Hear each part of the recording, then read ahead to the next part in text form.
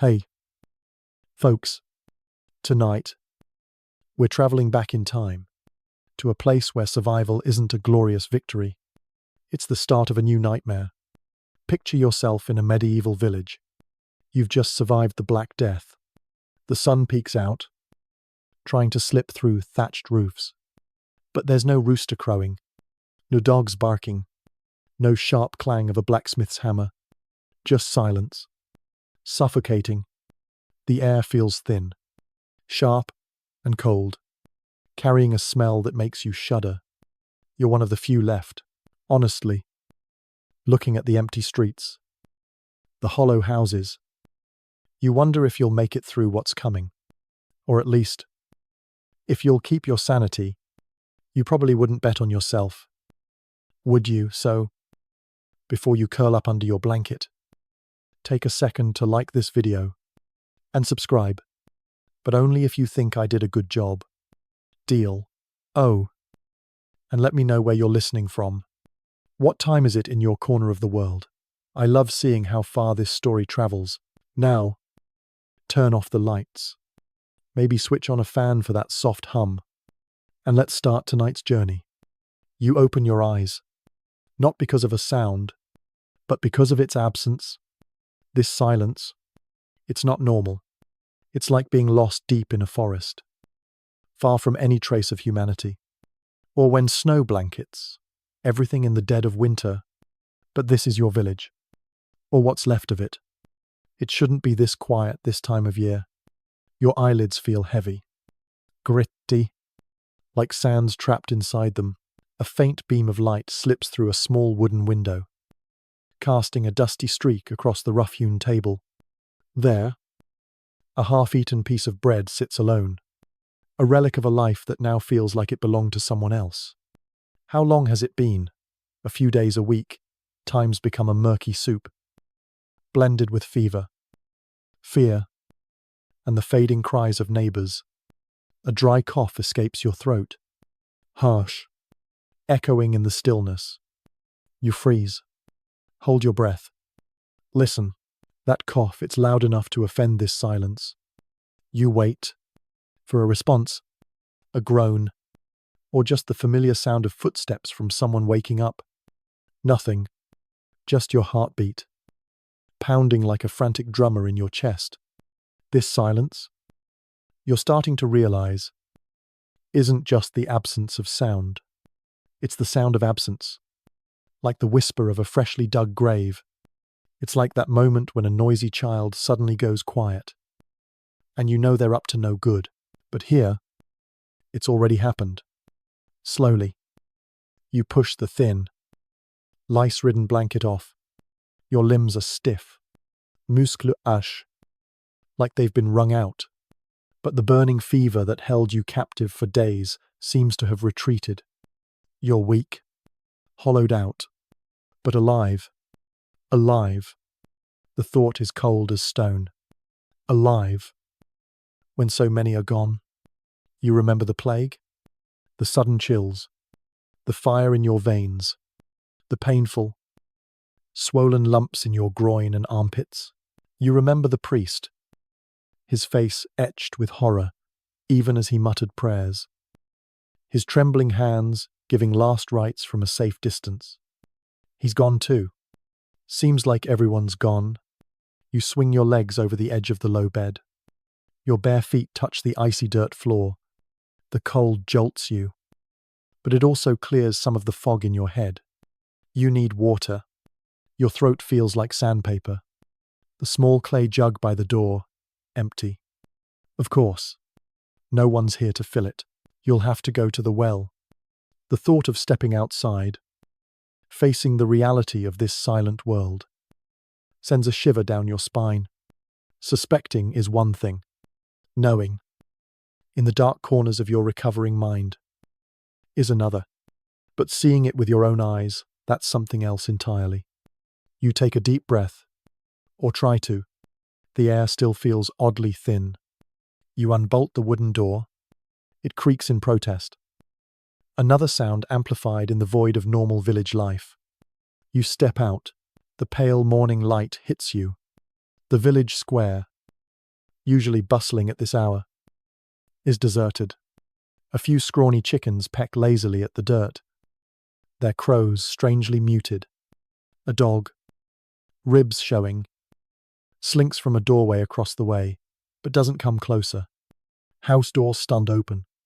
Some swing gently in the faint breeze, revealing dark interiors that give nothing away but shadows. No smoke rises from chimneys. No children's laughter echoes. No women chatter by the well. This is a ghost town, just you and the spectres of memory. The scale of the Black Death's devastation is staggering. Historians confirm that in many parts of Europe, 30 to 60% of the population died in just a few short years in the mid-14th century. Some villages were completely wiped out, erased from maps. You walk toward the well, your footsteps crunching faintly on the dusty path.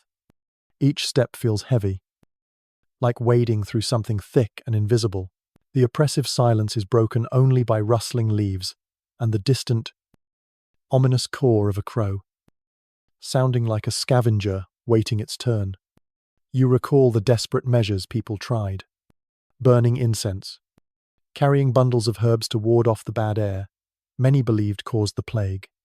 One bizarre detail, some even wore charms with arsenic or dried toads. Can you believe it? People back then genuinely thought foul smells were the main cause of the disease. Not fleas on rats, which we now know were the real culprits. Ironically, some pungent herbs might have accidentally repelled fleas, but it was a drop in the bucket against the pandemic. As you near the well, you see it. A body, slumped by the stone rim. It's old man Hemlock, the village carpenter, or what used to be him. His face is turned away. But the unnatural stillness, the buzzing flies, there's no mistaking it. You look away, your stomach twisting. This plague didn't just kill. It left its gruesome mark on its victims. Historians still debate the immediate psychological response of survivors like you. Was it paralyzing despair, or a mechanical drive to keep going?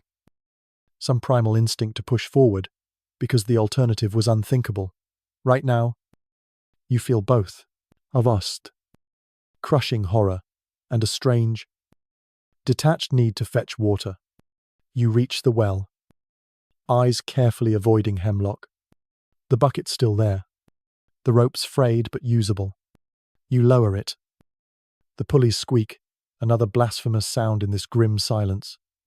The splash of water below startles you.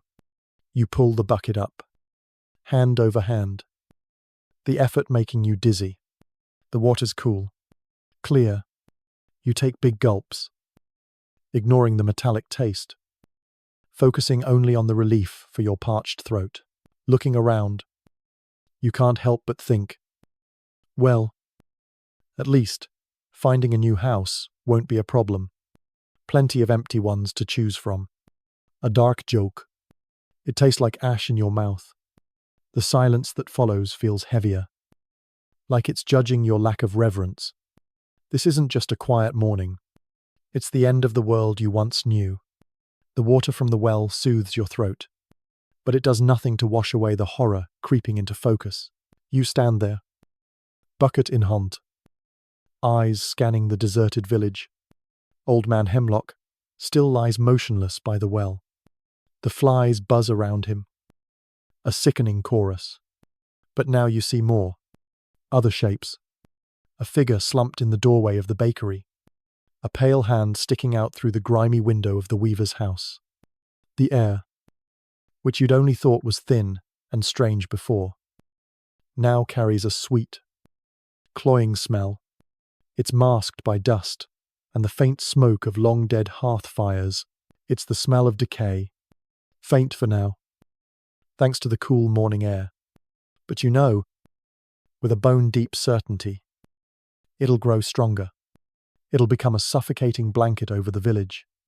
A relentless reminder, impossible to escape, of what's been lost. You take a few steps, an unwilling explorer in your own village. The square, once alive with games and trade, now looks like a painting of death. The plague struck people down mid-stride. Mid-task, a woman lies there, her market basket tipped over beside her. A few withered apples rolling into the dirt. 2 children, curled up by the big oak where they used to play. As if asleep, the dog you saw earlier sniffs at one of them, letting out a mournful whimper before slinking off, overwhelmed by the silence and the wrongness of it all. You shoo it weakly. Go on, dog. You mutter, the words like gravel in your dry mouth. Nothing for you here. You almost add. Or for any of us. But you hold back. The sheer number of dead is overwhelming. Not just 1 or 2 unexpected losses, but everyone, or close to it, with every house you pass, every familiar landmark. The weight grows heavier. These aren't just bodies. They're neighbours, friends, the people who made up your small world. There's Agnes, sharp-tongued, but secretly kind. There's Thomas, with his terrible jokes, but a knack for fixing anything. Their stories, their laughter, their arguments all snuffed out, like someone blew out every candle in a vast cathedral, plunging it into eternal darkness. Terrifying. A grim thought takes root. If you don't do something, who will? These bodies can't stay like this. Beyond the unbearable pain of seeing them, and the stench spreading, there's the fear of more disease, of wild animals, of the deep disrespect in leaving them this way. Your mind, still sluggish from the recent illness, struggles to prioritize, but the primal urge to cover, to hide, to do something right, it's powerful. This is a horrific, monumental task, burying an entire world, or at least your little corner of it. You're alone, weak. How could you possibly manage? You approach the nearest body, Old Man Hemlock. You weren't close, but he fixed a stool for you once. His gruffness was legendary. Now, he's just a husk. You try grabbing his arm. His skin is cold, waxy. A shudder runs through you. This is harder than you thought. Not just physically, though he's heavy as a sack of grain, but emotionally. It feels like a violation. Disturbing. Something already disturbed. You pull. He barely budges. You need a cart. A stretcher. Something. But even if you find one, getting him on it. Then the next. And the next, it's like trying to bail out the ocean with a teaspoon. A truly disgusting teaspoon. Your eyes drift to the church graveyard. Small, uneven, already packed with generations of graves. There's no room, not for this many. Not for a catastrophe like this.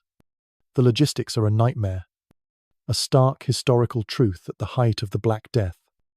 Mass graves became the solution, because individual burials. But you know what? The guilt of surviving, it's heavy. Real heavy. But it doesn't fill your stomach. You're standing there, at the edge of the field. The shovel abandoned like a confession of defeat. Old Man Hemlock still lies by the well. A cruel reminder that this village isn't your home anymore. It's a graveyard. The sun's high now, scorching your skin. But the cold in your chest won't thaw. The well water you drank soothed your throat. But the hunger, the gnawing ache in your gut, it keeps screaming. A new companion, almost as hateful as the fear and guilt. You set the water bucket down. Your hands are still trembling. Not from exhaustion, but from the hollow feeling eating away at you. Hunger. It's not just your stomach growling. It's a beast, clawing inside, making it impossible to think of anything, but finding something, anything to eat. You look around the village, the silent houses, the empty square, no smell of fresh-baked bread, no pigs squealing for slop, just the stillness and that sweet, cloying stench of death. You need food, not just for today, if you're going to survive this week, this month, You need something sustainable. The small garden behind your house is a mess, overrun with weeds, wilted cabbages, maybe picked over in the final days before the plague swept through. Or maybe they just shriveled on the vine. The village's communal storehouse, if anything's left, is a mystery. Who managed it? Who held the keys? Is it still intact? You walk through the village, eyes now searching, not just for the dead, but for signs of life, of food. The bakery is silent. Its oven cold for weeks. The livestock pens behind the houses are mostly empty. Doors swinging open. A few scrawny chickens still peck at the dirt, but they look as hungry as you feel. Catching them would be a struggle, and they wouldn't last long. You need grain, salted meat, anything that can keep. The destruction of the agricultural workforce was a massive fallout of the Black Death. A stark historical fact: fields went fallow, and cultivated land shrank drastically because there weren't enough people to work it. This led to repeated famines for decades afterward. Even for survivors, this wasn't just a short-term crisis, it was a long-term agricultural disaster. You remember the rhythm of the seasons, planting and harvesting, the lifeblood of your village, all gone. Fields that should be full of wheat or barley are now choked with weeds. Gone wild. The shepherd gone. The miller gone. The system of producing and distributing food collapsed. You're alone. A scavenger in a world that's forgotten how to feed itself. It's like living in an abandoned supermarket. All the fresh food spoiled. You've got to rummage through the back, hoping to find a can of something. Anything. You head to the overseer's house. The man who once managed the fieldwork and collected taxes for the Lord. Maybe, just maybe, there's a stockpile from recent times. His door hangs loose on its hinges. You push it open, calling softly. Anyone here? Only silence answers. Heavy, laced with that familiar smell of decay. You step inside, eyes adjusting to the dimness. The small house is a wreck, furniture overturned, belongings scattered, like it was looted or its owner fell ill too fast to keep order. In a small shed nearby, you find a few sacks. Your heart leaps, then zinks.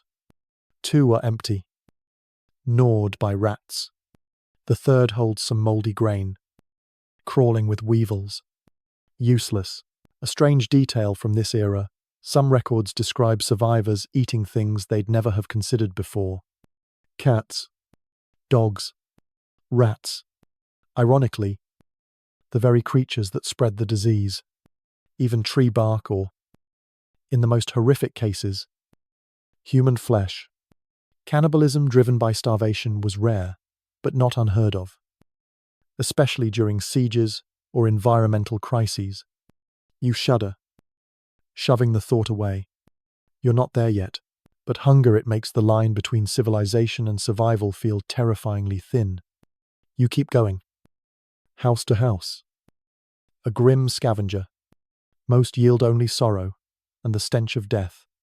In one house, you find a small cask of ale, miraculously intact. It's flat, slightly sour, but it's liquid and a few precious calories a gift. In another, in a clay jar, you find a handful of dried beans, hard as pebbles. Not much, but something. Each small find is a tiny victory against despair. A brief reprieve from the howling hunger. But it's not enough. Not for the long haul. You step out into the village fields. Once carefully tended strips of land, now wild and neglected. You reach a barley field. Most of it's been flattened by rain or picked clean by birds. But here and there, a few heads of grain remain. Harvesting by hand, stalk by stalk, would be back-breaking work. Then you'd need to thresh it, winnow it, grind it, tasks that usually took a team with specialized tools. A wave of despair crashes over you. Food is out there. In theory, but almost out of reach, guarded by the sheer effort it would take to get it. It's like spotting a rescue ship on the horizon, but having no way to signal or swim that far. Historians still debate the timing and severity of the famines that followed the plague. Some regions recovered agricultural output relatively quickly, thanks to various factors. Others faced prolonged shortages. The impact varied, depending on local conditions, population loss, and the resilience of surviving communities. For you, in this isolated village, the outlook is bleak. No bustling market to visit, no merchants bringing grain from afar. Your world has shrunk to what you can find with your own hands. But hunger isn't your only problem. Standing in the village square, staring at the silent houses, you realize a deeper truth. The hands are gone. All the hands that did the work. The blacksmith, his forge is cold. Bellows covered in dust. His hammer and tongs lying where he left them. Who'll shoe horses now? If any horses remain, who'll fix ploughs? Warp and knives. Make nails and hinges to keep your world standing. You remember the blacksmith's strong arms, the steady ring of his hammer. Part of the village's soundtrack. Its absence now is almost deafening. Then the miller. The watermill by the stream sits silent. Its great wheels still. Any grain you might scavenge is useless without milling it into flour. Pounding it with stones would be exhausting, yielding only coarse powder. The miller, with his knowledge of the machinery and its precise adjustments, is gone. You remember his flour-dusted clothes, his white-dusted eyebrows, and his good-natured grumbling about the quality of the grain. You'd give anything now for his worst sack of flour. The weaver, who turned raw wool into cloth for your shirts and blankets, her loom still holds an unfinished piece, a testament to a life cut short, who'll make new cloth when your clothes tear. Spinning and weaving are skilled trades. Time-consuming. The tanner, with his foul but essential work, provided leather for shoes, belts, reins. His tanning pits at the village's edge are probably rotting without him. You'll soon go barefoot when your shoes wear out. Mending leather impossible. It's like a complex machine missing dozens of critical gears. It doesn't just run poorly, it stops altogether. You think of the women's work, often unnoticed, but no less vital. Who'll bake bread if you find flour? Who'll tend the sick if someone falls ill? Who'll brew ale? A staple of medieval meals. Much of this was shared among the village women, now left undone. You remember the communal oven, the lively chatter as women brought their dough. Now it's just a cold, silent structure.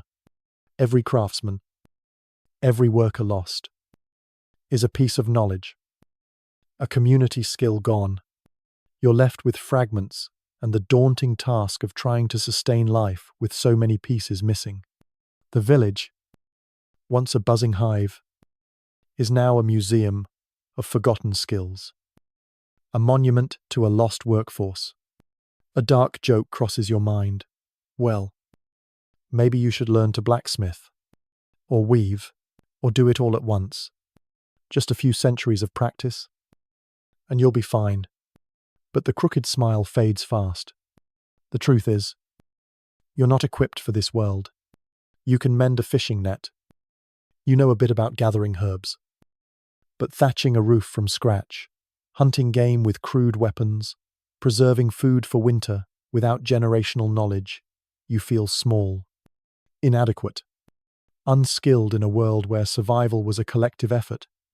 This isolation isn't just emotional, it's practical. You're responsible for every aspect of survival. If your roof leaks, you fix it. If you get sick, no one helps. A chilling thought if you fail. There's no one to carry on. Just you and the silence of a village that's already dead. The hunger still screams in your gut. But now, standing in the dead village, clutching a meager handful of dried beans, a deeper emptiness creeps in. It's not just the lack of food or working hands. but something greater, something that once anchored you, gave you meaning. Faith in God, in the world's order, is faltering, like a thatched hut in a storm, and you're not sure if it can hold. You sit on the doorstep of your house, dried beans in hand, hard as pebbles, but they're the only thing keeping you from collapsing. The sun's setting, painting the sky in bruised purples and blood-red streaks, a perfect backdrop for the chaos in your heart. The village is silent, save for the soft whisper of the wind through empty thatched roofs. Each gust feels like an accusation. You're alive. They're not. And the biggest question, the one you don't dare speak aloud, burns in your mind. Where was God in all of this? Your whole life. You were taught that God is good. God is just. He watches over his flock. You went to church, muttered prayers, observed holy days and fasts. You tried to believe, or at least tried to try, in a merciful God who rewards the pious and punishes the wicked. But the plague, it mocked that belief. It struck down the devout and the sinner with equal cruelty. It tore children from their mothers' arms, priests from their altars. Little error, so innocent and pure gone. Old man Hemlock, gruff but not evil, gone. Father Michael, who lived for kindness, gone. Yet here you are, with your selfish thoughts and petty sins, still breathing. What kind of divine justice is this? It doesn't feel like the judgment of a father. It feels like the cruel whim of a giant smashing ants for sport. Like finding your favorite toy only to see it crushed. For no reason at all. You look up at the sky. A vaste, indifferent expanse. You want to scream at it. Demand answers. But there's only silence. The same suffocating silence that's gripped the village since you woke. The church, the backbone of medieval society, taught that suffering was a test of faith, or a punishment for sin.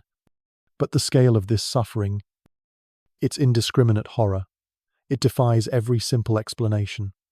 If it's punishment, what sin could justify condemning an entire community, a continent? If it's a test, what's the point when most people fail by dying? The priests prayed. They led processions, called for repentance. None of it worked. Holy water was as useless against the plague as a paper shield against a sword. A stark historical truth, the Black Death, shook the church's authority when it stood powerless against the disaster. In the long run, this paved the way for religious reforms and a more secular worldview. You remember the frenzy when the plague neared the village. People flocked to the church, confessing sins they hadn't committed, promising lavish offerings if they were spared.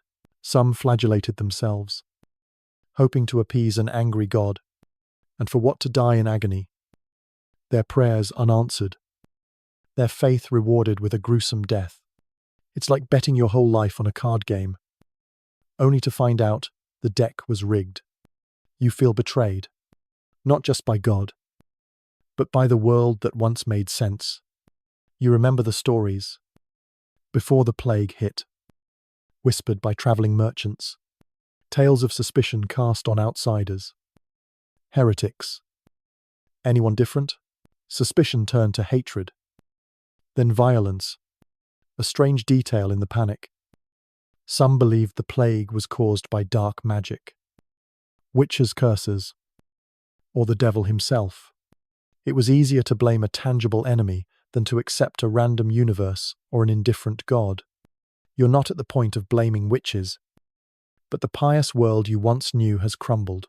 Historians still debate whether the main spiritual response of survivors was to turn to personal devotion, a direct connection to God, bypassing the helpless church, or a growing skepticism, a decline in religious rituals. For you, it's a mess. Part of you wants to fall to your knees, beg forgiveness for the sin of surviving, but a louder part screams, what's the point? Where was God when Ara died? Where was he When Father Michael said his final prayers, you stand, legs heavy as lead, and step into your house. The wooden door creaks, a small sound that, in the silence, rings like thunder. You look around at the simple belongings: a wooden bowl, a worn blanket, a small wooden bird your father carved long ago. Before, they were just things. Now they carry a profound sadness. Relics of a life that's gone, each one a reminder of what's lost. A tiny knife to your heart. A thought strikes you. Maybe you should have died. Maybe that would have been easier. The idea shocks you. A venomous snake slithering through your mind. But it's there, joining the others, avoiding this empty world. The burden of surviving. It's not exactly a desire to die, but a desperate wish that things had been different, that you hadn't been chosen for this lonely fate. It's like being the last one picked for a team. But instead of a game, you get a front row seat to the apocalypse while everyone else went home early. The guilt isn't just for surviving. It's for the responsibility it brings.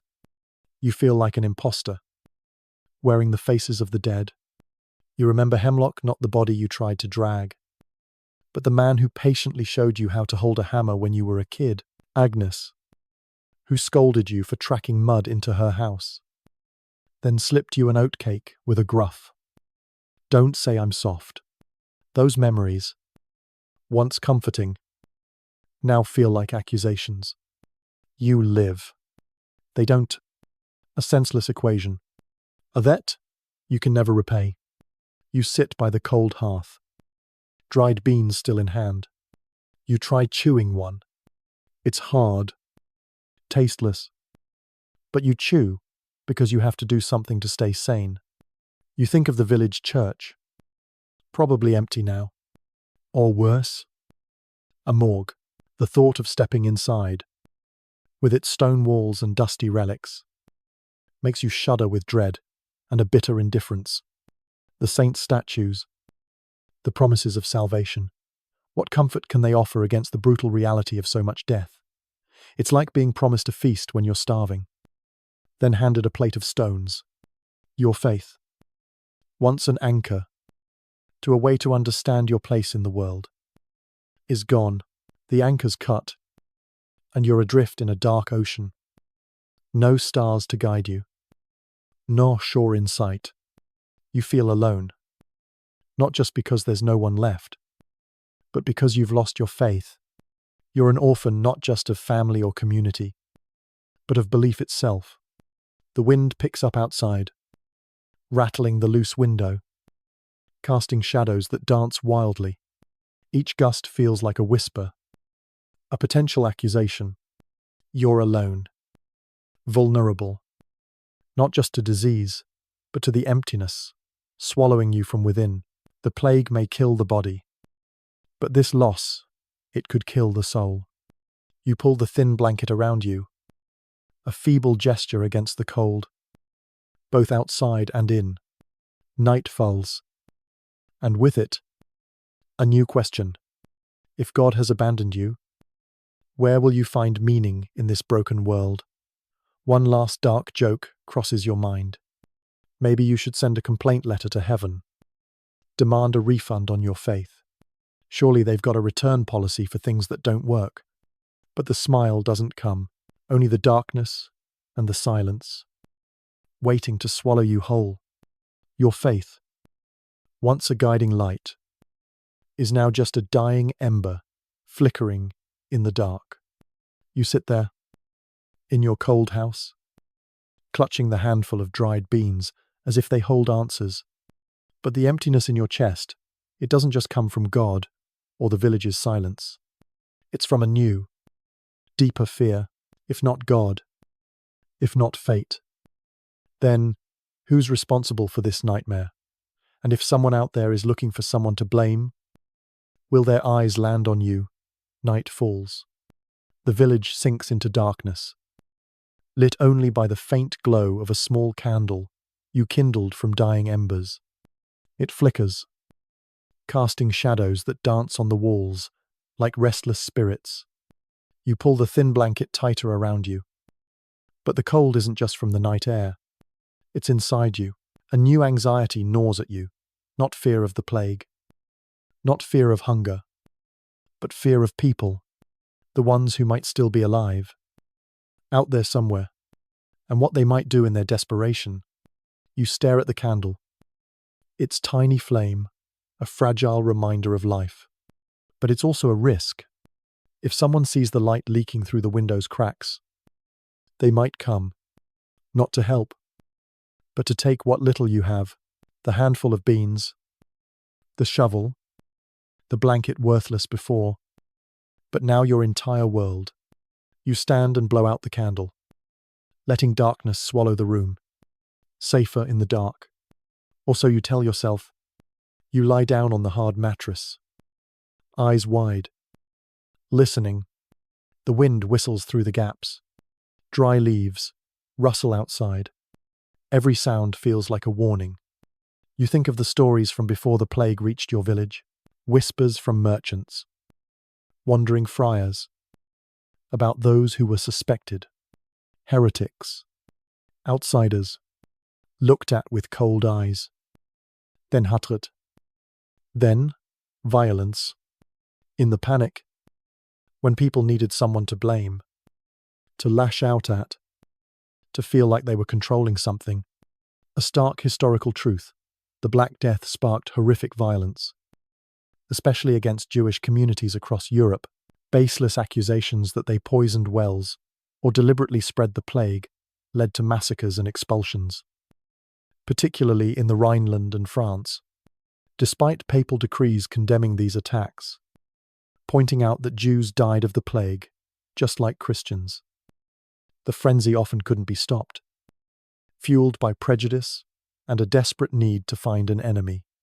Your village, too small and isolated, had no Jews, but you know the stories of those deemed different, the herbalist woman rumored to know too much, the quiet man who lived alone. They could have been targets if someone needed a scapegoat. You shudder, thinking about it. If survivors from nearby villages come here, will they see you as a fellow sufferer or a threat?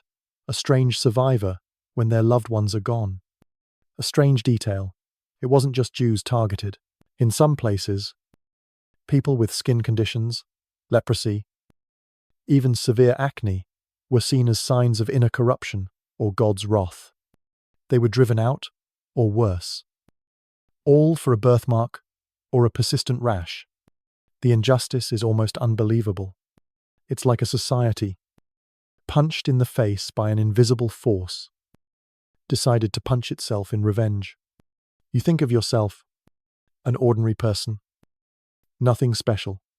But your survival, it could be an accusation in someone else's eyes. Why did he live? What did he do? Is he unnatural? The thought chills you to the bone. You've done nothing wrong.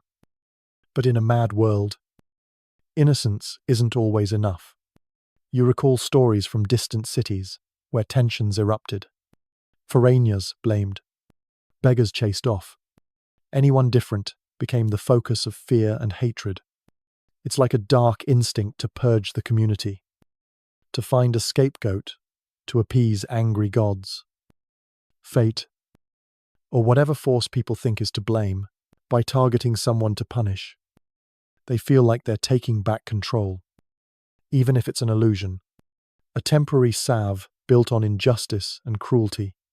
But in desperate times, even false hope is a powerful motivator. You shift on the mattress, trying to find a comfortable position, but your mind keeps churning. If there are others out there, if they find you, will they welcome you or suspect you? Will they share or steal this fear? It's toxic. It turns everyone into a potential enemy.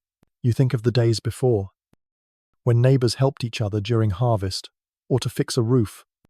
That sense of community died with the village. Now, everyone's an island, and you're not sure it's safe to swim too close. Historians still debate whether this scapegoating was a spontaneous outburst of fear and anger from the masses, or often deliberately incited by those in power lords or city councils looking to redirect public rage. Zeitze property or consolidate authority. Maybe both. A toxic combination.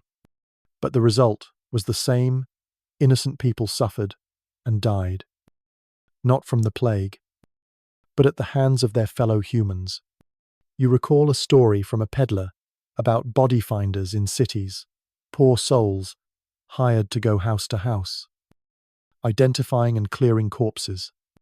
Sometimes they were accused of robbing the dead, or, worse, finishing off the dying to get the job done faster and maybe stop the spread. The thought makes you shudder.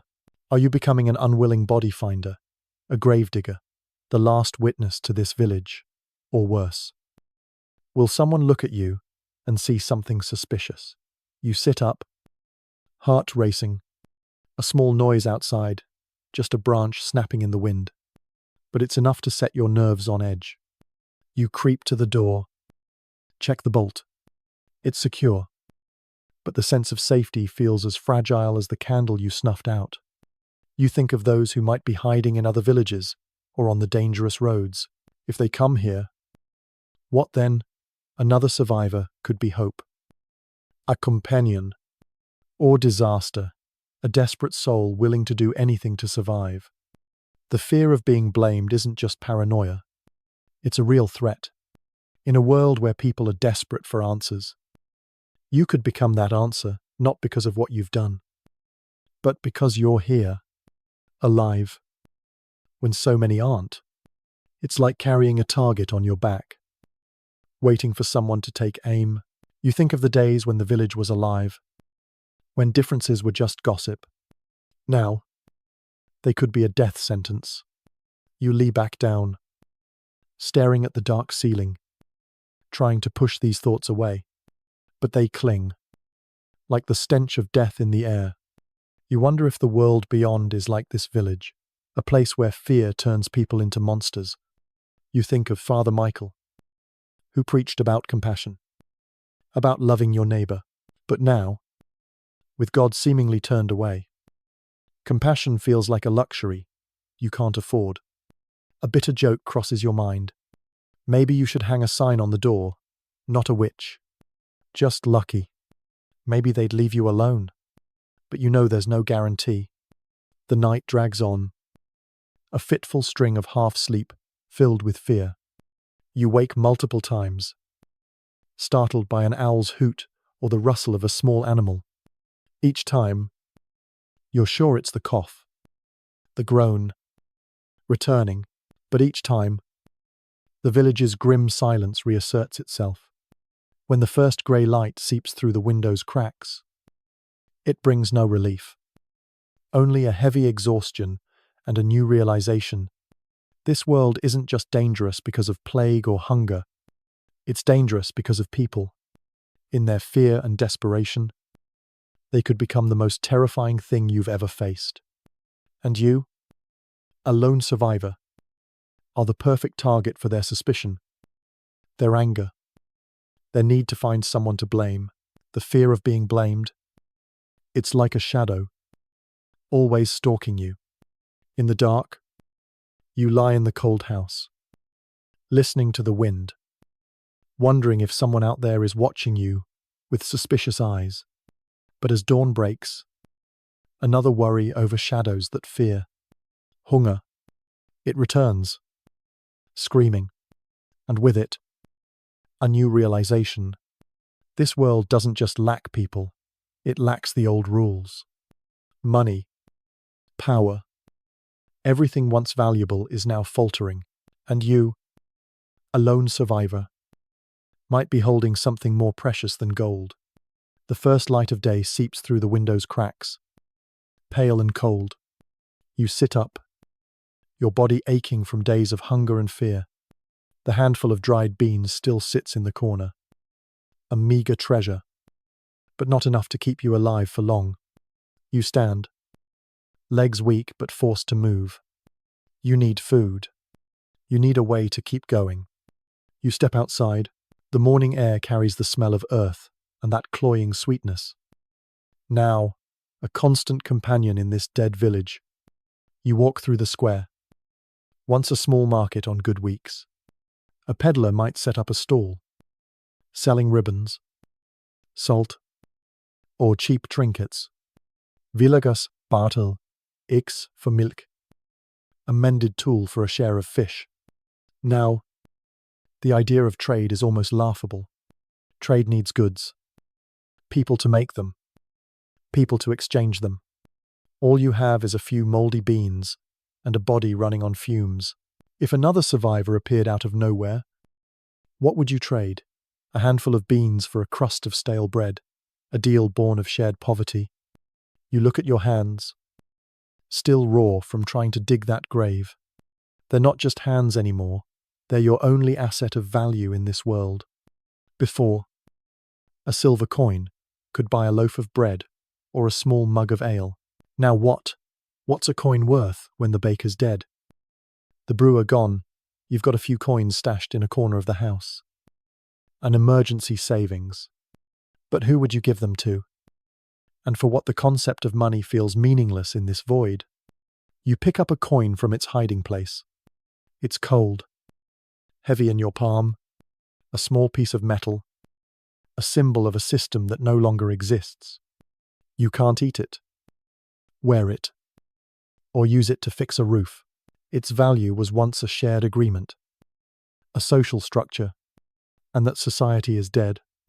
You think about what's truly valuable now: a scrawny chicken, a good knife, a warm blanket. These are the new treasures. Their worth measured by utility, not money. A stark historical truth: the Black Death caused severe economic disruption across Europe. Prices swung wildly. At first, with goods scarce due to halted production and transport. Grain prices skyrocketed. Later, as labor became rare, wages rose. But the process wasn't smooth. For you, in this desolate village, there's no sign of recovery, just shortage and the collapse of every familiar transaction.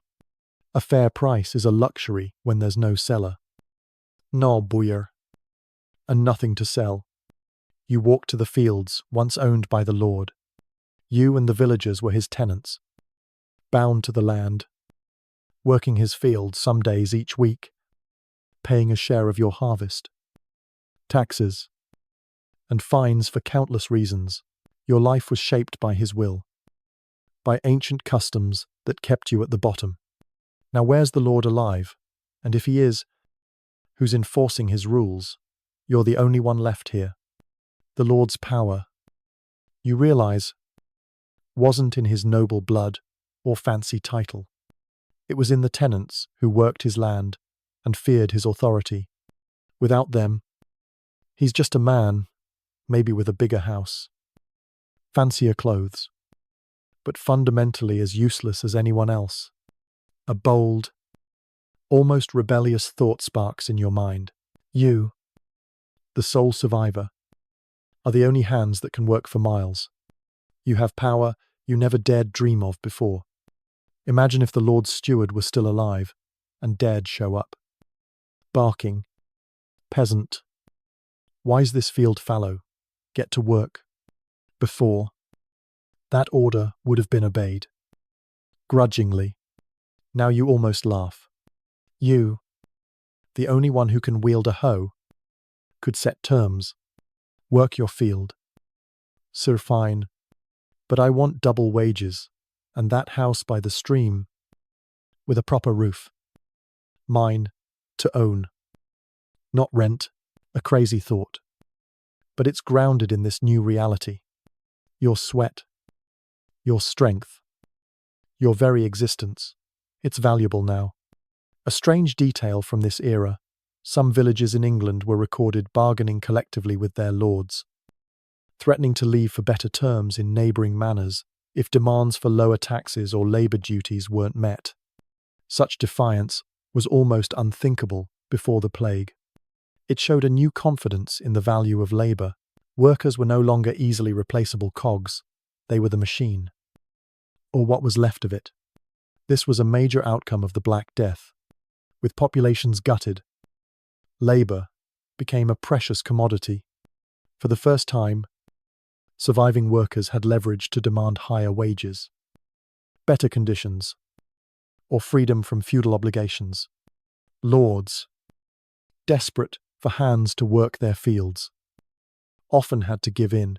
This was the beginning of the end of serfdom in parts of Western Europe, not an instant revolution, but a slow, undeniable shift.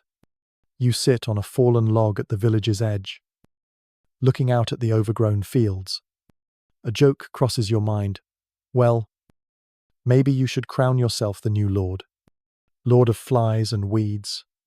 Sounds pretty grand, but the smile fades fast.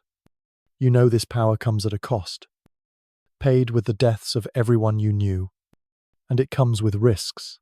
If you leave this village, find another place where society still functions. What then make demands as a free man, or bow your head like a tenant? Historians still debate whether this newfound confidence among workers was an organized movement or just opportunistic reactions to a changed labor market.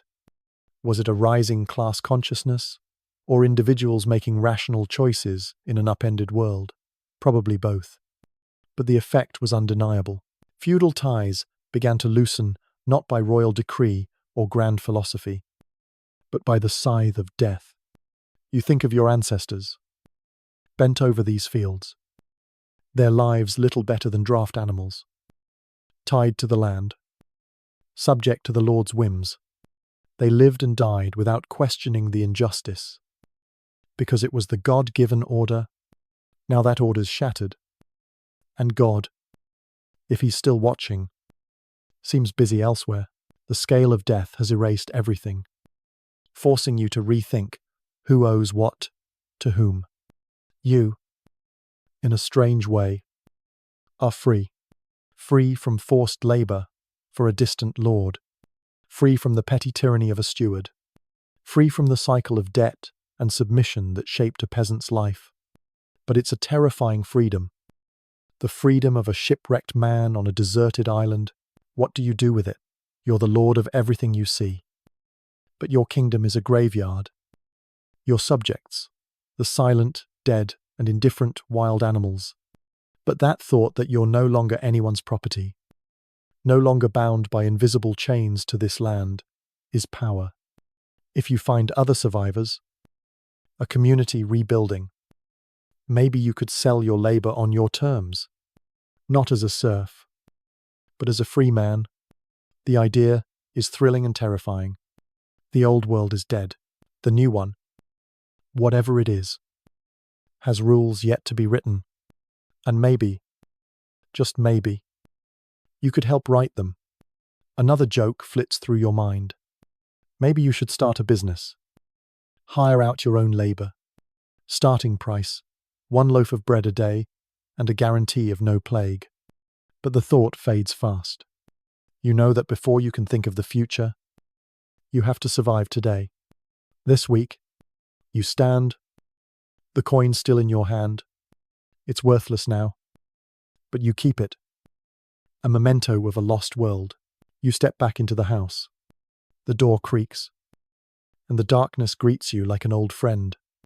But in that darkness, a small spark, not from a candle, but from a realization. You, weak and afraid as you are, hold something the new world needs. Your labor. Your hands. They're not just tools, they're weapons in a world where every survivor is a treasure. And with that thought, you close your eyes, hoping sleep will bring a sliver of peace before tomorrow forces you to face new challenges. Your hands, they could be gold in this new world, but gold won't keep you from sickness or hunger. You stand in the dark house, the worthless coin heavy in your palm. The thought of newfound power excites you. Just a little, but then a shiver runs down your spine. You remember the fevered days, the painful lumps. What if the plague comes back? There's no one here to help you. And those cures you heard about, were they really useless? Or did you miss something? The darkness in the house isn't just the absence of light. It's a curtain hiding your fear. You set the coin back in its hiding place. It's no help now. You sit on the cold dirt floor, back against the wall, trying to recall the days before the village died, when the plague was just a rumor from distant cities, when people, in their panic, and spoke of every kind of cure remedies that sound like jokes now, but were believed with the desperation of those who knew they might be next. You remember a quack doctor, calling himself a physician, with shifty eyes and a filthy cloak. He came to the village before the plague hit, selling expensive vials, claiming they were made from precious gems and rare herbs, promising immunity. He probably made a fortune before slipping away or getting swallowed by the disease. Then there were humbler methods, drinking vinegar, bathing in urine, yours, or an animal's. Depending on who was advising, some carried pouches of herbs, garlic, taroo, wormwood, so pungent they made your eyes water. These weren't just remedies, they were hope. However fragile, you stand and step outside. The faint morning light falls on the silent village. You look toward the church. Once, the center of desperate efforts. You remember old Agnes, who swore that sniffing a latrine pit each morning would harden your body against bad air. She died a few days later. Probably not from the latrine, but it clearly didn't help. A joke crosses your mind. If sniffing a latrine cured the plague, this village would have been a health paradise. But the smile doesn't come. Only sadness and exhaustion. A stark historical truth. Medieval medicine was utterly powerless against the Black Death. Doctors relied on Galen's theory of the four humours: blood, phlegm, yellow bile, black bile, and the idea of miasma, bad air. They knew nothing of infection or bacteria. Their methods often weakened patients. Bloodletting to balance the humours likely left people exhausted. Lancing plague sores was agonizing and could spread infection. Complex herbal concoctions, at best, did nothing. They fought an invisible enemy with the wrong weapons. Like trying to put out a house fire with a feather. You walk through the village, eyes scanning the bushes near the abandoned church. A patch of St. John's wort catches your eye. You wonder if it's the stuff people said repelled evil spirits and disease. Or maybe plantain, crushed into a poultice. The village's knowledge, once shared in conversations, is now just fragments in your unreliable memory. Bitter with failure, you recall someone saying a lucky stone from the river could protect you. It sounds childish, absurd, but part of you, the scared part, wants to try, just to feel like you're doing something. A strange detail from this era: some wore amulets with arsenic or mercury, believing strong poisons could drive off the plague. Like a dangerous game of poison versus poison. Others turned to astrology, carefully calculating safe times to travel or act. Then there were beliefs in sound. Some communities rang church bells day and night, hoping the vibrations would dispel bad air. Others shouted or banged pots and pans. It's like the whole village decided to hold the worst concert ever, to scare off a monster they couldn't see. You bend down, pick a sprig of St. John's wort, and sniff it. The smell is sharp, but not unpleasant. You wonder if you should take it back. Place it by your bed. A small act, but it feels like fighting back against something. You know it's probably useless.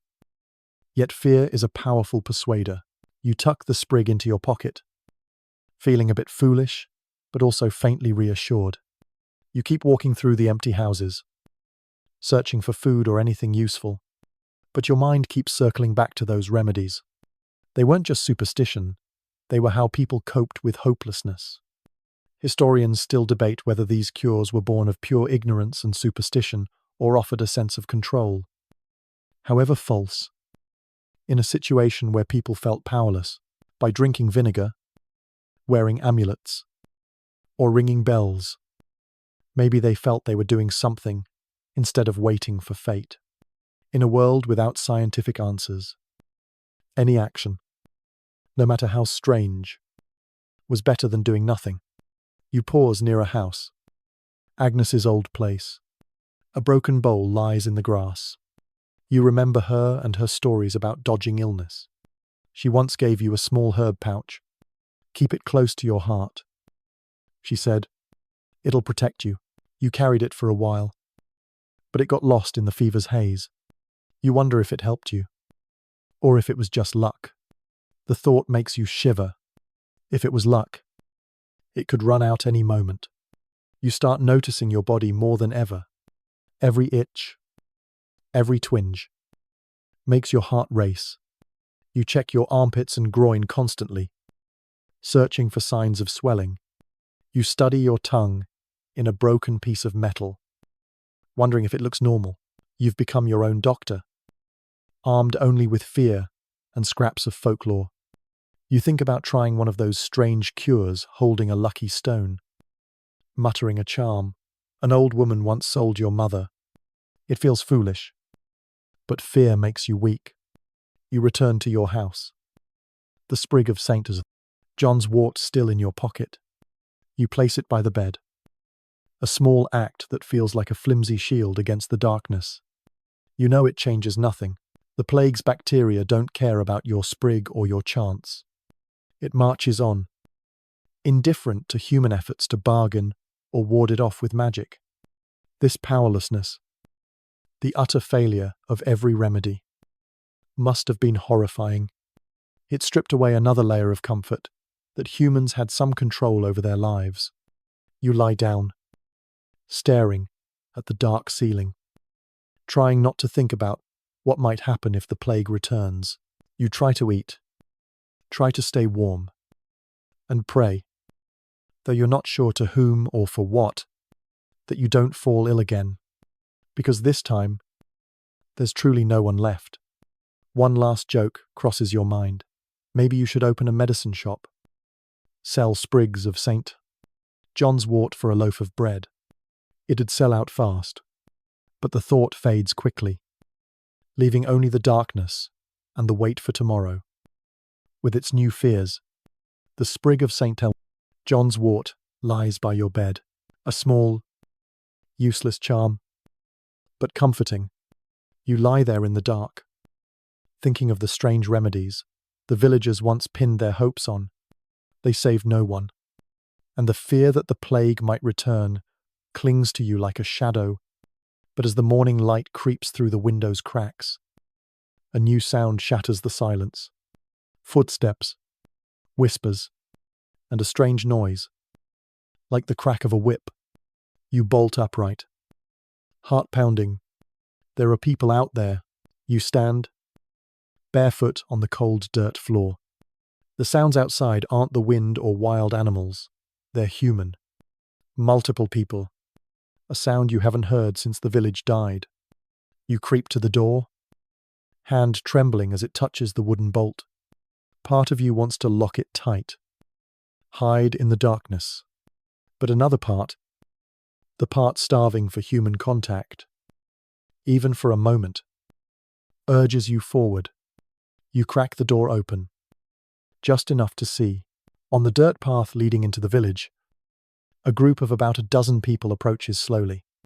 They're dressed in rags, heads bowed low. Some are barefoot, blood staining their feet. In their hands, leather whips or wooden sticks, lashing their own backs. Each strike makes you flinch. The crack of whip on flesh echoes, mingling with groans and muttered prayers. Merciful God, forgive our sins. Their hoarse voices chant, full of pain, but also fervor. You stand frozen, breath caught in your throat. These are flagellants. You'd heard of them from a merchant before the plague hit groups wandering from village to village, whipping themselves to atone, to appease God's wrath. They believe the plague is divine punishment, and their blood, their pain, is a plea for forgiveness. Watching them now in the grey light, you're not sure if this is faith or madness, a stark historical truth. Flagellant groups, known as flagellants, emerged across Europe during the Black Death, especially in Germany and the Netherlands. They held public processions, whipping themselves with knotted ropes or spiked sticks in rituals lasting hours. The church initially tolerated them, seeing them as symbols of repentance, but Pope Clement VI banned their activities in 1349, as they caused unrest and challenged church authority. The ban didn't stop everyone. They kept moving, carrying their pain and zeal. You watch from the door's crack. A tall, gaunt man leads them, his tangled hair wild, his torn shirt revealing red welts from the whip. He shouts a prayer, "O God, see our blood, save our souls." The others repeat it. A sickly hymn. Some collapse from exhaustion, only to be yanked back up by their companions. They don't stop, don't rest, just pain and prayer. Over and over. A strange detail, some flagellant groups believed their rituals had to last exactly 33.5 days, symbolizing the years of Jesus' life. During this time, they didn't bathe, change clothes, or eat anything but meager scraps. If that. Some even claimed they could raise the dead if their blood dripped onto a corpse. A delusional belief, but in a desperate time, when the world seemed to be crumbling, even crazy ideas found believers. A shiver runs through you, not from the cold, but from the sight before you. These people don't look like saviors. They look like ghosts, haunted by suffering. You wonder what drove them here. Loss of family, loss of faith, or a sin they think only blood can wash away. Looking at them, you see a piece of yourself, the part wrestling with why you survived when others didn't. But instead of answers, they choose self-destruction. As if pain is the only response, a joke crosses your mind. Well, maybe you should join them. Free whips and a ticket to heaven. Sounds like a steal, but the thought fades fast. You don't want pain. You want to live. Even if living feels more and more like a punishment, you ease the door shut, careful not to make a sound, afraid they'll hear, afraid they'll see you. A survivor in a dead village, a sign of something divine, or worse, something evil. You sit back down, leaning against the wall, heart still racing. The cracks of whips and groans drift in through the gaps. You try covering your ears, but the sound pierces like a drill. You think of the days when faith was simple. Go to church, pray, trust God would protect you. Now you see these people and wonder if faith can become a monster, devouring reason, even hope. Historians still debate whether the flagellant movements were a sincere religious response, an attempt to find meaning in disaster, or a form of collective madness driven by crowd, psychology, and social strain. Some say they were devout, seeking salvation. Others say they were lunatics, pushed to the brink by a world that no longer made sense. To you, watching through the door's crack, they're both and neither. They're humans, twisted by pain and fear into something you don't recognize. You think of Father Michael, who said suffering was a path to God. But he never whipped himself. He helped the sick, prayed for them, died beside them. These people, they help no one. They just hurt themselves, and maybe those who see them. You wonder if they came to save the village or judge it. If they saw you, would they welcome you or force you to join? Whip in hand, pain as proof of devotion. You shudder at the thought. You don't want to be one of them. But the loneliness, it makes you weak. A small part of you, desperate for human connection, wants to run out and greet them, terrifying as they are. But the larger part, the part learning to survive, tells you to stay hidden, wait for them to pass. In this world, Even those who pray can be dangerous. The footsteps and whips grow fainter. You crack the door open and peek out. They've left the square, heading south, leaving streaks of blood on the dirt path, a reminder of their presence. You exhale a breath you didn't know you were holding, but the relief is fleeting. They could come back, or others, worse ones, might come. The world out there is no longer the one you knew. You step back inside. The sprig of St. John's wort is still there, a small symbol of fragile hope. You think of the remedies, the rituals the villagers tried, and now these flagellants with their whips and blood. They're all the same desperate attempts to control a world that's lost control. You're not sure you're any better, with your silly sprig and persistent fear. But at least you're not making yourself bleed. Not yet. One last bitter joke crosses your mind.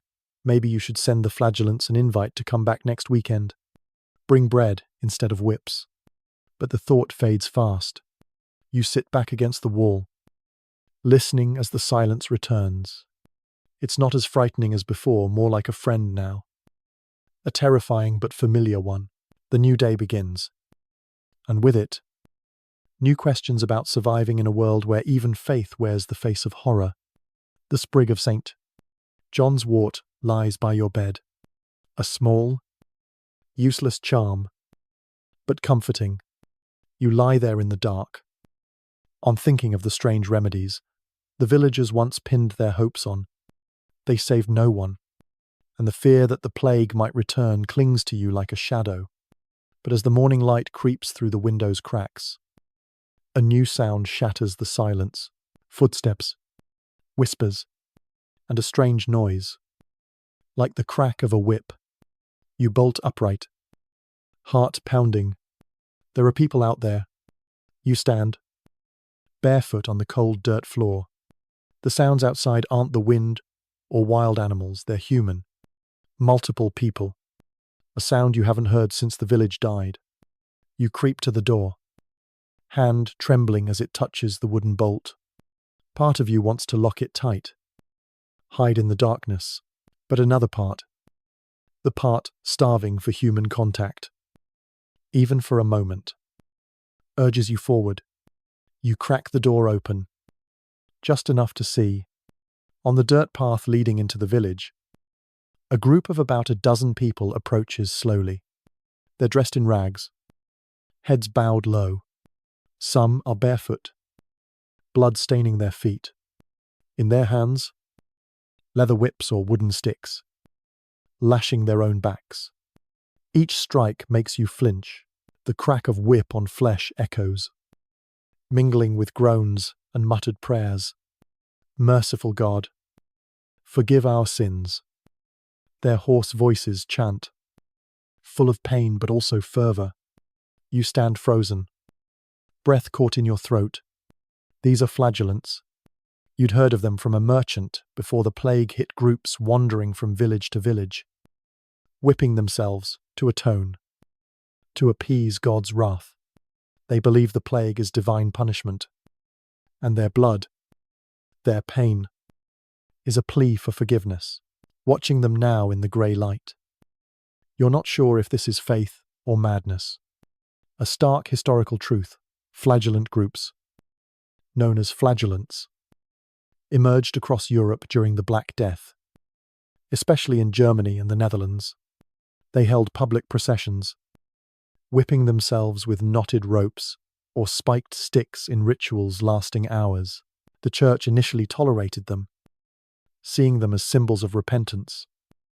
But Pope Clement VI banned their activities in 1349, as they caused unrest and challenged church authority. The ban didn't stop everyone. They kept moving, carrying their pain and zeal. You watch from the door's crack. A tall, gaunt man leads them, his tangled hair wild, his torn shirt revealing red welts from the whip. He shouts a prayer. "O God, see our blood, save our souls." The others repeat it. A sickly hymn. Some collapse from exhaustion, only to be yanked back up by their companions. They don't stop. Don't rest. Just pain and prayer. Over and over. A strange detail, some flagellant groups believed their rituals had to last exactly 33.5 days, symbolizing the years of Jesus' life. During this time, they didn't bathe, change clothes, or eat anything but meager scraps. If that, some even claimed they could raise the dead if their blood dripped onto a corpse, a delusional belief. But, in the spirit of time, when the world seemed to be crumbling, even crazy ideas found believers. A shiver runs through you, not from the cold, but from the sight before you. These people don't look like saviors. They look like ghosts, haunted by suffering. You wonder what drove them here. Loss of family, loss of faith, or a sin they think only blood can wash away. Looking at them, you see a piece of yourself, the part wrestling with why you survived when others didn't. But instead of answers, they choose self-destruction, as if pain is the only response. A joke crosses your mind. Well, maybe you should join them. Free whips and a ticket to heaven. Sounds like a steal, but the thought fades fast. You don't want pain. You want to live. Even if living feels more and more like a punishment. You ease the door shut, careful not to make a sound. They're afraid they'll hear, afraid they'll see you. A survivor in a dead village. The sign of something divine, or worse.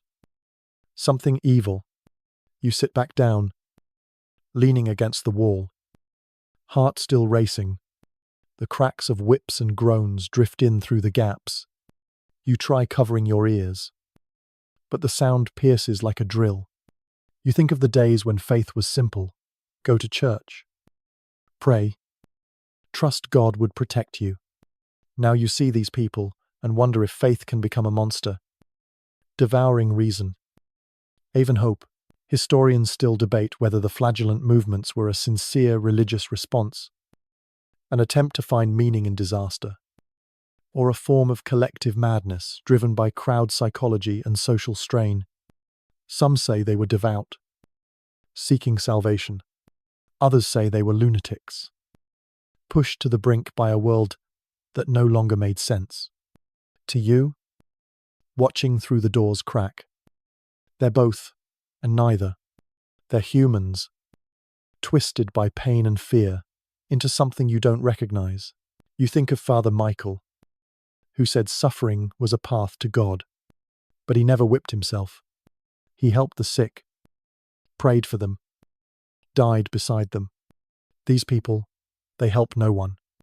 They just hurt themselves, and maybe those who see them. You wonder if they came to save the village or judge it. If they saw you, would they welcome you or force you to join? Whip in hand. Pain as proof of devotion. You shudder at the thought. You don't want to be one of them, but the loneliness, it makes you weak. A small part of you, desperate for human connection, wants to run out and greet them, terrifying as they are. But the larger part, the part learning to survive, tells you to stay hidden. Wait for them to pass. In this world, even those who pray can be dangerous. The footsteps and whips grow fainter. You crack the door open and peek out. They've left the square, heading south, leaving streaks of blood on the dirt path, a reminder of their presence. You exhale a breath you didn't know you were holding. But the relief is fleeting. They could come back, or others, worse ones, might come. The world out there is no longer the one you knew. You step back inside. The sprig of St. John's wort is still there, a small symbol of fragile hope. You think of the remedies, the rituals the villagers tried. And now these flagellants with their whips and blood, they're all the same desperate attempts to control a world that's lost control. You're not sure you're any better, with your silly sprig and persistent fear, but at least you're not making yourself bleed. Not yet. One last bitter joke crosses your mind. Maybe you should send the flagellants an invite to come back next weekend. Bring bread instead of whips. But the thought fades fast. You sit back against the wall, listening as the silence returns. It's not as frightening as before, more like a friend now. A terrifying but familiar one. The new day begins. And with it, new questions about surviving in a world where even faith wears the face of horror. The flagellants are gone, leaving streaks of blood on the dirt path. You sit in the silent house. The sprig of St. Hem, John's wort, still by your bed, a useless charm. But the only thing keeping you from drowning in fear, the sound of their whips lingers in your mind. But as the morning light grows brighter, another thought creeps in, not about sickness or faith, but about what remains, the stories, the images, shifting in a world haunted by death. You stand, the body weary, but unable to stay still. Hunger gnaws. But you push it aside. Just for a moment. You need to get out. To see something other than corpses or the flagellant's traces. You step outside. The morning air is sharp and cold, carrying the scent of earth and the familiar cloying sweetness of the dead village. You walk slowly through the empty houses, eyes catching small remnants of the life before. A straw doll abandoned in the grass. A charcoal sketch on a wooden wall. Fragments of a world that's gone. You pause near the village church. Its main door hangs open, revealing the darkness inside. You hesitate. The church was once a place of comfort, where villagers gathered to pray, share news, tell stories. Now it looks like a tomb. But something draws you, in not faith, but memory, memories of the stories, the images that shaped your world. You step inside, your footsteps echoing on the cold stone floor. The air inside is heavy, thick with the smell of old candle wax and damp mold. Faint light filters through stained glass windows, casting patches on the walls. You look up at the paintings, done long ago by a wandering artist. They tell Bible stories, resurrection, salvation. But now, in the dim light, they look different.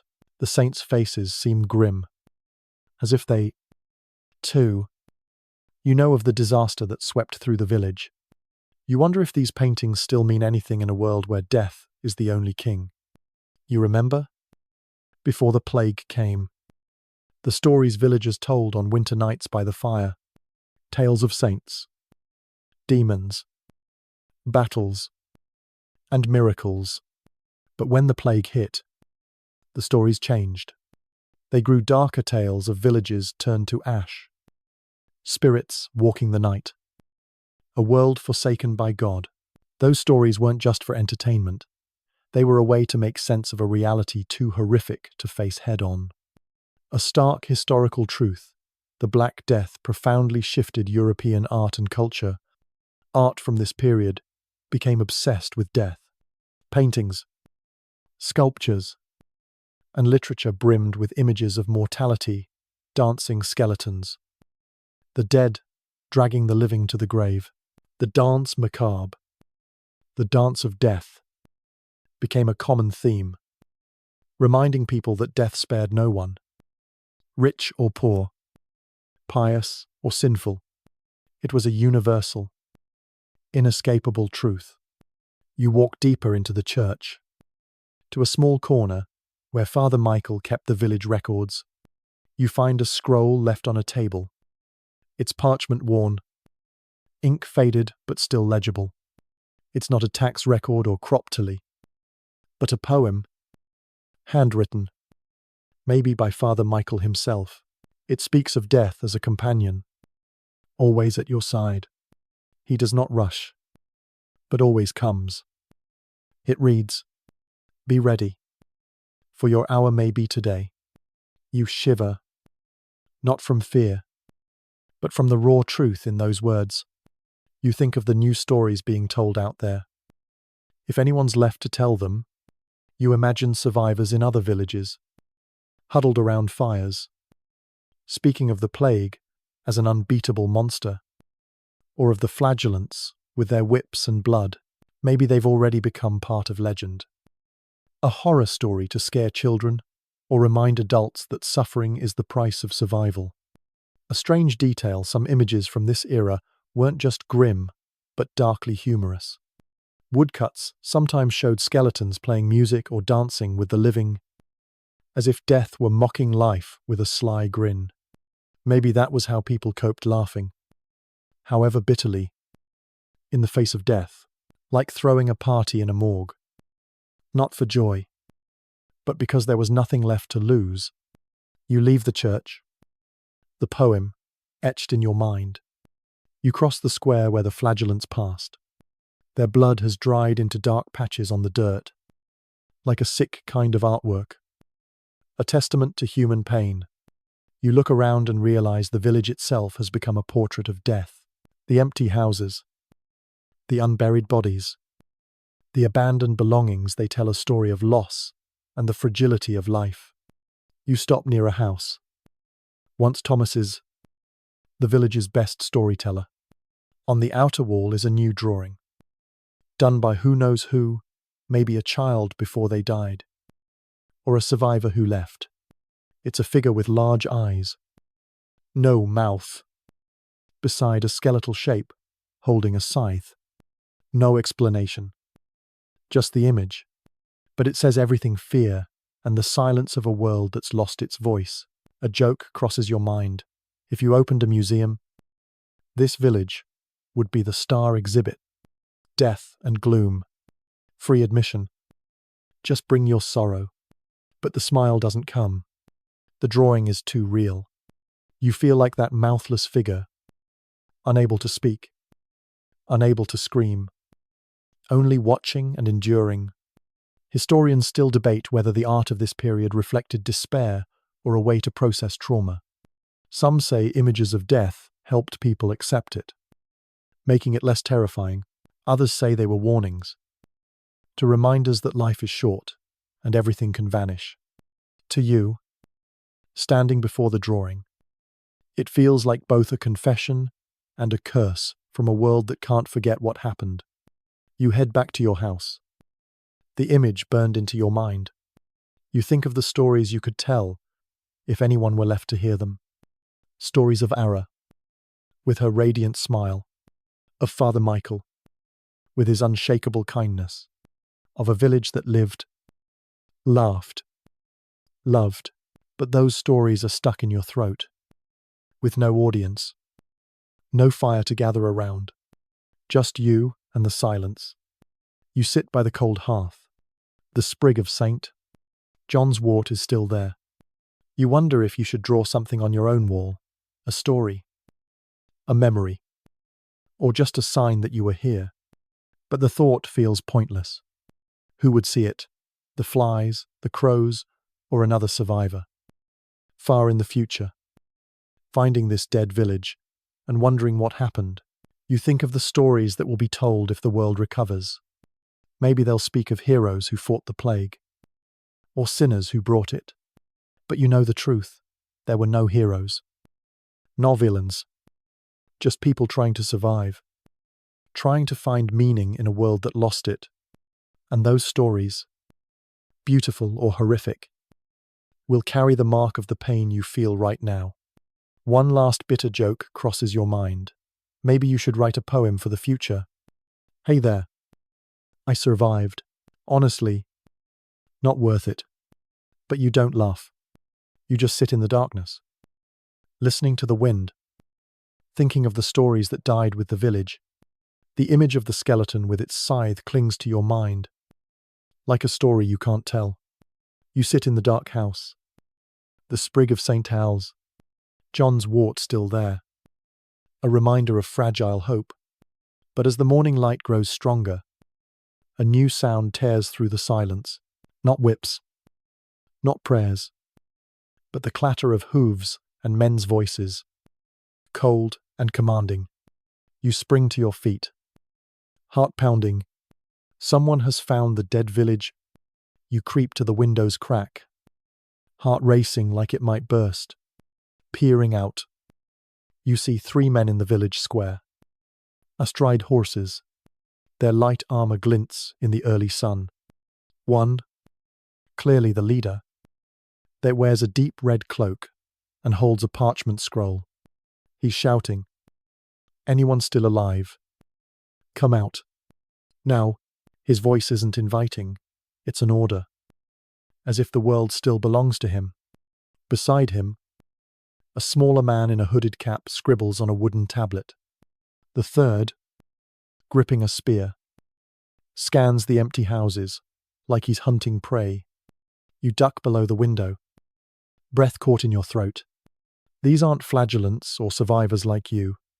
They're the Lord's men, or maybe agents of some new power, here to reclaim something from the ashes. You think about hiding forever, but the sound of hooves draws closer. The leader's voice rings out again. "We know someone's here. Show yourself, or we'll find you." The threat is sharp as a dagger. You have no choice. You stand, hands shaking, and unbolt the door, stepping into the light. The sun blinds you, forcing you to squint. The three men turn to look. The leader's eyes narrow, sizing you up like livestock at a market. "Your name?" "Audemont." Voice cold. You stammer it out, feeling like it's a confession. He nods, signaling the scribe. "Survivor. One," he says, as if you're a number, not a person. You stare at them, trying to stay calm. "Who are you?" you ask. Voice weak, but curious. The leader smirks. "I'm the representative of the Lord of these lands, or what's left of them. We're here to restore order." The word order lands like a slamming door. A spark of hope flickers someone's rebuilding the world. But fear follows. This order might not be for you. A stark historical truth. After the Black Death, feudal authorities scrambled to regain control of a chaotic society. In England, the Statute of Labourers, passed in 1351, capped wages and forced survivors to work at pre-plague rates, aiming to stop them from exploiting the labour shortage. Lords and nobles feared the collapse of the old order, where they ruled and you toiled. The leader unfurls the parchment and reads aloud, "By the Lord's authority, all survivors must work his lands at wages not exceeding the old rates. Defiance will be punished." He looks at you, eyes sharp as knives. "Understood." You nod. Though inside, Anga Simus.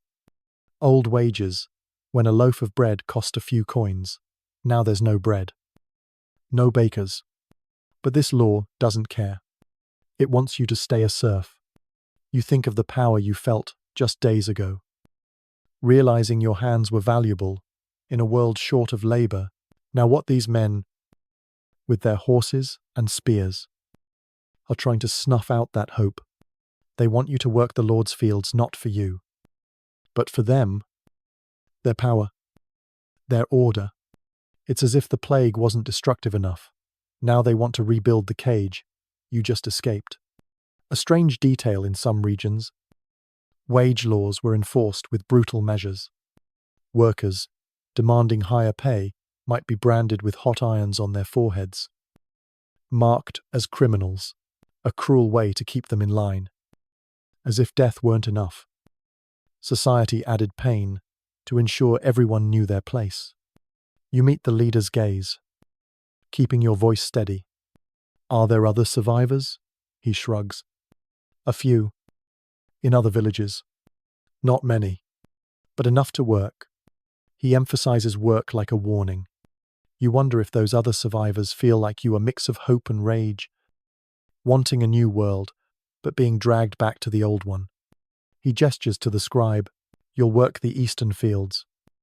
Starting tomorrow. Wage 1 coin a day." As before, you want to protest, to say 1 coin buys nothing when there's no market. No goods. But his stare and the third man's spear keep you silent. You nod, though inside, a small fire burns. A joke crosses your mind. 1 coin a day. Great. I'll be rich. Maybe buy a whole fly. But you hold it back, afraid they'll hear. Historians still debate whether laws like the Statute of Laborers worked to control labor or just fueled resentment, sparking rebellions like the Peasants' Revolt of 1381. Some say they briefly restored order in certain areas. Others argue they ignited discontent as workers realized their worth. To you, standing before these men, the law feels like a rope around your neck, not to kill, but to control. The leader rolls up the parchment. You're lucky to be alive, he says, as if it's a gift he's given you. Don't waste it. He turns his horse, and the other two follow. Leaving the square, the sound of hooves echoes in the silence. You stand there, watching, feeling like a door just slammed shut. You dreamed of a world where you had choices, where your labor was power. Now these men are trying to force you back into the old cage. You step back into the house. The door creaks, and the darkness welcomes you. You sit by the cold hearth, replaying what happened. 1 coin a day to plough fields, for a lord you've never seen, while your village is still littered with unburied bodies, while hunger screams in your gut. This new law isn't about helping, it's about control, keeping you at the bottom, even as the world has changed. You glance at the sprig of St. John's wort, still there, a small symbol of hope gone dim.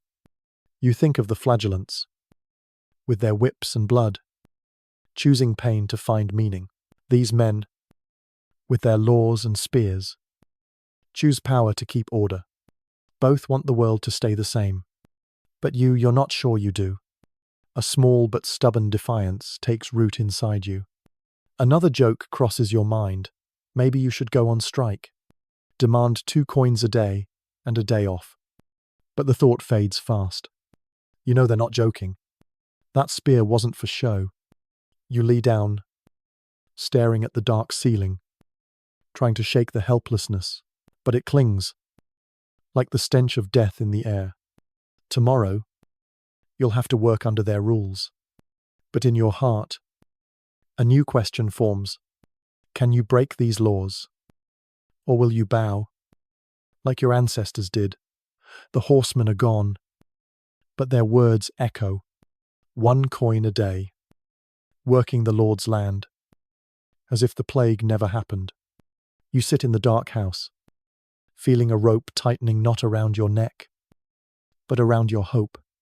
As darkness swallows the room, a new fear creeps in, not of laws or disease, but of the unraveling of the world that once anchored you. The bonds, the trust between people, they're crumbling.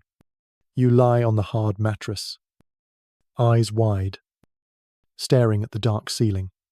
The night wind whistles through the cracks, carrying a piercing chill. You pull the thin blanket tighter, but it's no use. The cold isn't just the air, it's inside you, a profound loneliness, not just from being alone, but from the sense that the world out there has become alien, a place where people no longer trust each other, where every glance carries suspicion. You think of the village before the plague, days when neighbours were a second family. You could knock on Agnes's door, borrow a scrap of bread, or sit with Thomas, listening to tales of far-off travels. There were quarrels. Sure, someone stole eggs. Someone gossiped, but an invisible thread tied everyone together. A belief that, no matter how hard things got, people would help each other. That thread is cut now, and you're not sure it can be mended. You stand, unable to sleep, and step outside. The night sky is full of stars, but they're cold, offering no comfort. You look at the village square where the horsemen stood this morning. The flagellant's bloodstains, under the moonlight, look like a scar on the village's body. You wonder if other survivors are hiding in the dark houses. Would they see you as a companion or an enemy? in this world. Trust has become a luxury, a stark historical truth. The Black Death eroded social bonds in many communities. Suspicion and fear replaced solidarity. In some places, families abandoned each other when sickness struck. Neighbors shut their doors to pleas for help. Towns passed laws banning strangers, fearing they carried disease. The communal trust that was the backbone of medieval society shattered in a world where everyone was a potential threat. You walk through the village, barefoot, feeling the cold earth. You stop near the house that was Little Error's. The door hangs open. A straw doll lies in the grass. You pick it up, hands trembling. Memories of Ara, her radiant smile, stab your heart.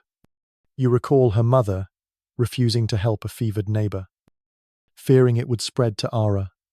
But Ara died anyway. The trust that distance would save her family failed. And now, no one's left to mourn her. A strange detail in some regions.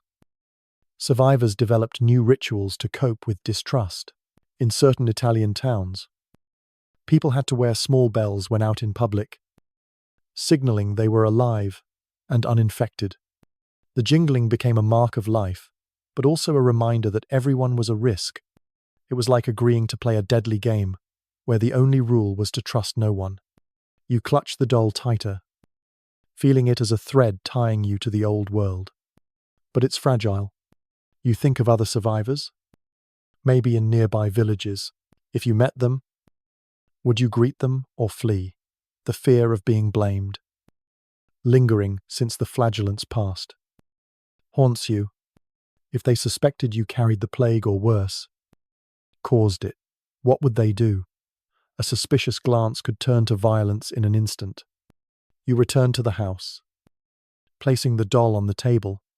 Its clumsily sewn eyes stare, like an accusation. You sit, leaning against the wall, thinking of the horsemen and their new laws. They didn't come to rebuild community, they came to impose order. An order that doesn't need trust, only obedience. You wonder if the new world will be full of people like them, or if someone might dare to build something else. A place where people could trust again. A joke crosses your mind. Maybe you should start a survivors club. Entry requirement: 1 smile. No whips. But the thought fades fast. Smiles are as rare as gold now. You think of the days when trust was a given, when you could greet a stranger without wondering if they carried disease. Now, everyone's a question. A danger. A crack in the picture that was once community. Historians still debate whether the social fractures after the Black Death were temporary or left permanent scars. Some say communities eventually recovered, rebuilding trust through new institutions like guilds or local councils. Others argue suspicion and isolation became part of Europe's psyche, fueling witch hunts and later conflicts. For you, standing in the dead village, the question isn't whether trust can return, but whether you dare trust anyone again. You lie back down, glancing at the doll on the table. It seems to carry Ara's spirit. Or maybe it's just your exhausted mind. You think of the bonds lost not just to death, but to suspicion, to fear. You remember, during your fever before it worsened, a neighbor left food at your door but didn't knock, didn't speak. A kind act, but also a refusal to connect. Trust died before the village did. You close your eyes, trying to sleep, but your mind churns.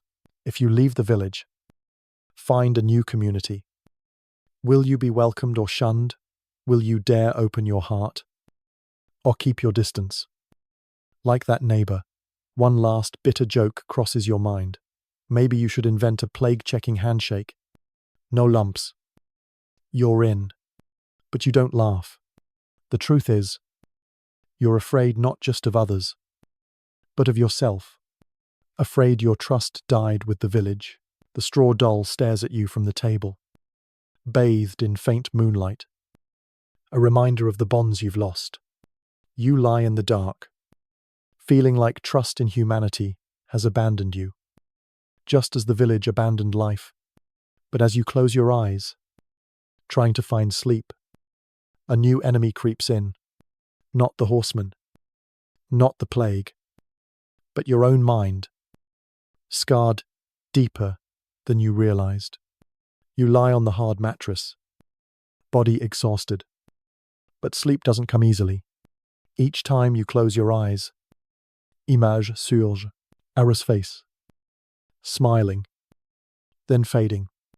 Old man Hemlock by the well, flies buzzing, the flagellants with their whips and blood. They're not just memories, they're ghosts living in your mind. Tonight, a dream hits like a flood. You're in the village square. But it's not empty. Everyone's there, Agnes. Thomas. Father Michael. They stare at you. Silent. Their eyes hollow like dark sockets. You try to run, but your legs are lead. They close in, whispering, "Why are you alive?" You jolt awake. Heart pounding, cold sweat soaking your shirt. The room's darkness presses down. You sit up, gasping, telling yourself it was just a dream. But the feeling clings guilt, fear, a nameless sorrow. You glance at the straw doll on the table. In the dim light, it seems to judge you. You stand and stumble outside, needing air, needing to escape your own mind. The night sky is full of stars, but they offer no comfort, only making you feel small. The village is silent, save for the wind and a distant crow's caw. You sit on the doorstep, hugging your knees, trying to shake the dream's images, but they won't leave. They're scars, invisible but aching, throbbing every time you try to forget. A stark historical truth. The Black Death left deep psychological wounds on survivors. Though medieval people lacked modern psychology, the records describe survivors living in persistent fear, haunted by loss. Some withdrew. Others turned aggressive. Many sought extreme religion or superstition. These psychological scars didn't just affect individuals, they shaped societies for generations. The fear of the plague's return rooted itself in the collective mind. You think of the days before, when sadness was fleeting a bad harvest, a lost loved one. You'd grieve, then move on. But this sadness is different. It's a beast living inside you, gnawing bit by bit. You remember laughing at Thomas's silly jokes. Now you're not sure you remember how to laugh. Each day is a battle, not just to survive, but to keep a piece of yourself from being swallowed by the darkness. A strange detail, some survivors developed rituals to cope with fear. In certain villages, they burned the belongings of the dead, not just to stop disease, but to free their souls. Others repeated chants or counted steps when passing places where loved ones died, as if these acts could banish haunting memories. It was like trying to lock a monster away with a thread. You stand and walk to the square, under the moonlight. You pause by the well, where Hemlock's body once lay. The horseman cleared it, but you still see him in your mind, flies buzzing. His skin cold, as you try to drag him.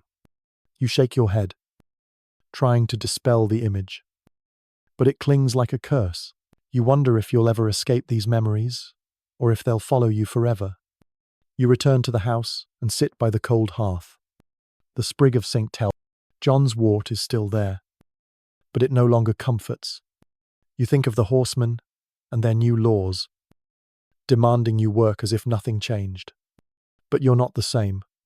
You're not the person who bowed, who believed the world made sense.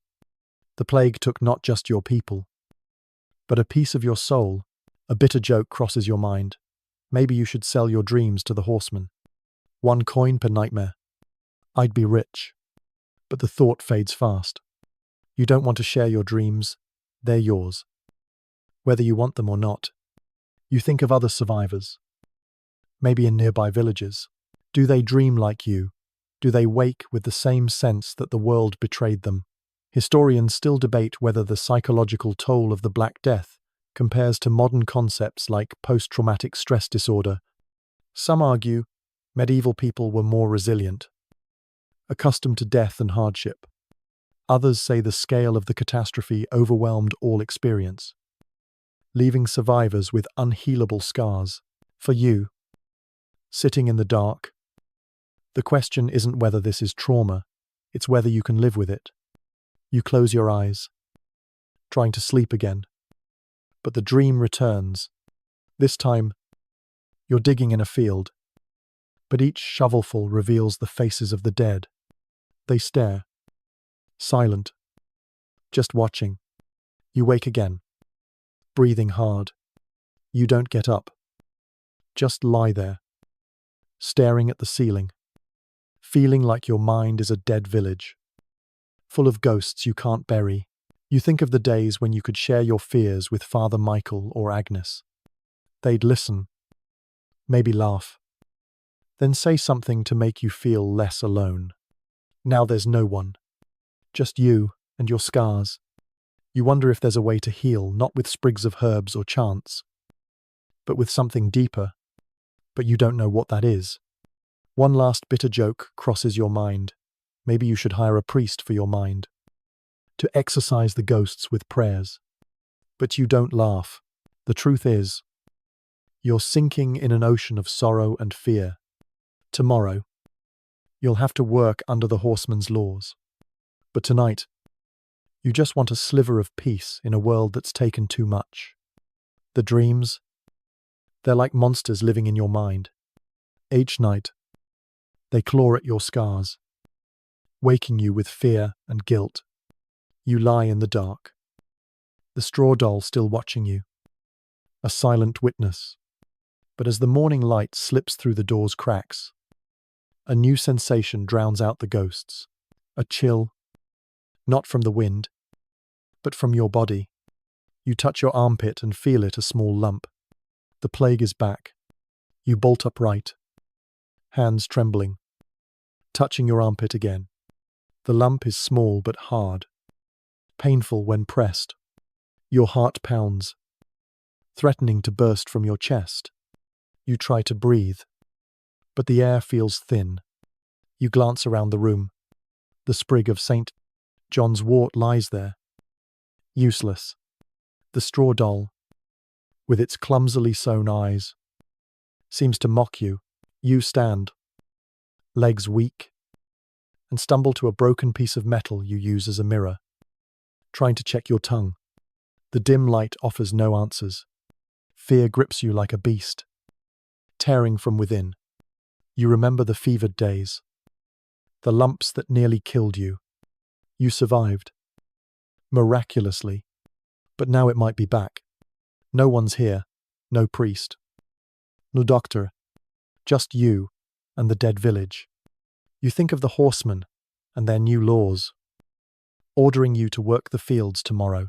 If you're sick, what will they do? Welcome you, or burn you as a threat? A stark historical truth. The Black Death didn't strike just once. It returned in waves through the 14th century and beyond. Later outbreaks were sometimes smaller but still deadly. In some regions, populations dwindled further as survivors of the first wave fell to the next. The fear of recurrence was a constant shadow over every community, deepening suspicion and isolation. You step outside. The morning air is icy, but it doesn't calm your panic. You look at the village square. Still, silent. The flagellant's bloodstains have faded, but their whips' cracks remain sharp in your memory. You wonder if the plague followed them, or if they brought it here.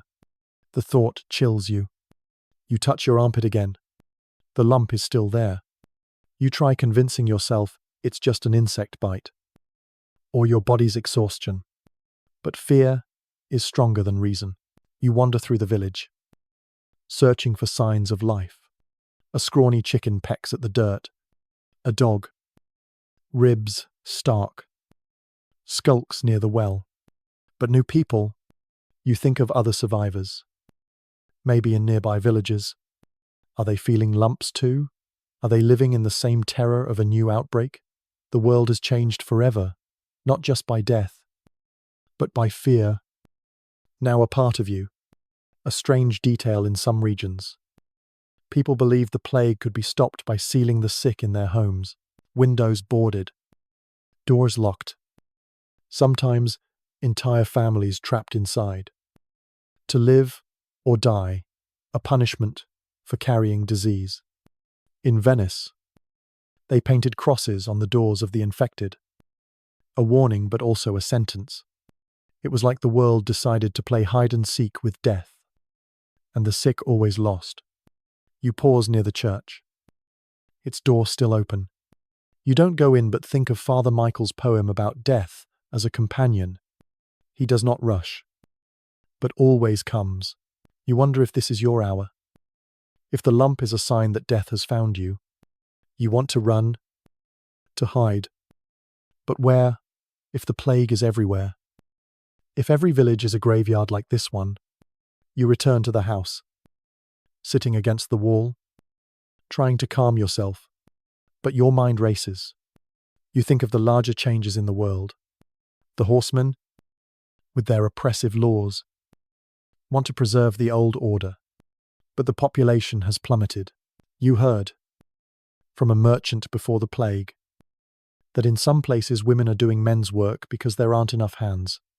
Children have become main labourers. Families are no longer what they were. A world turned upside down.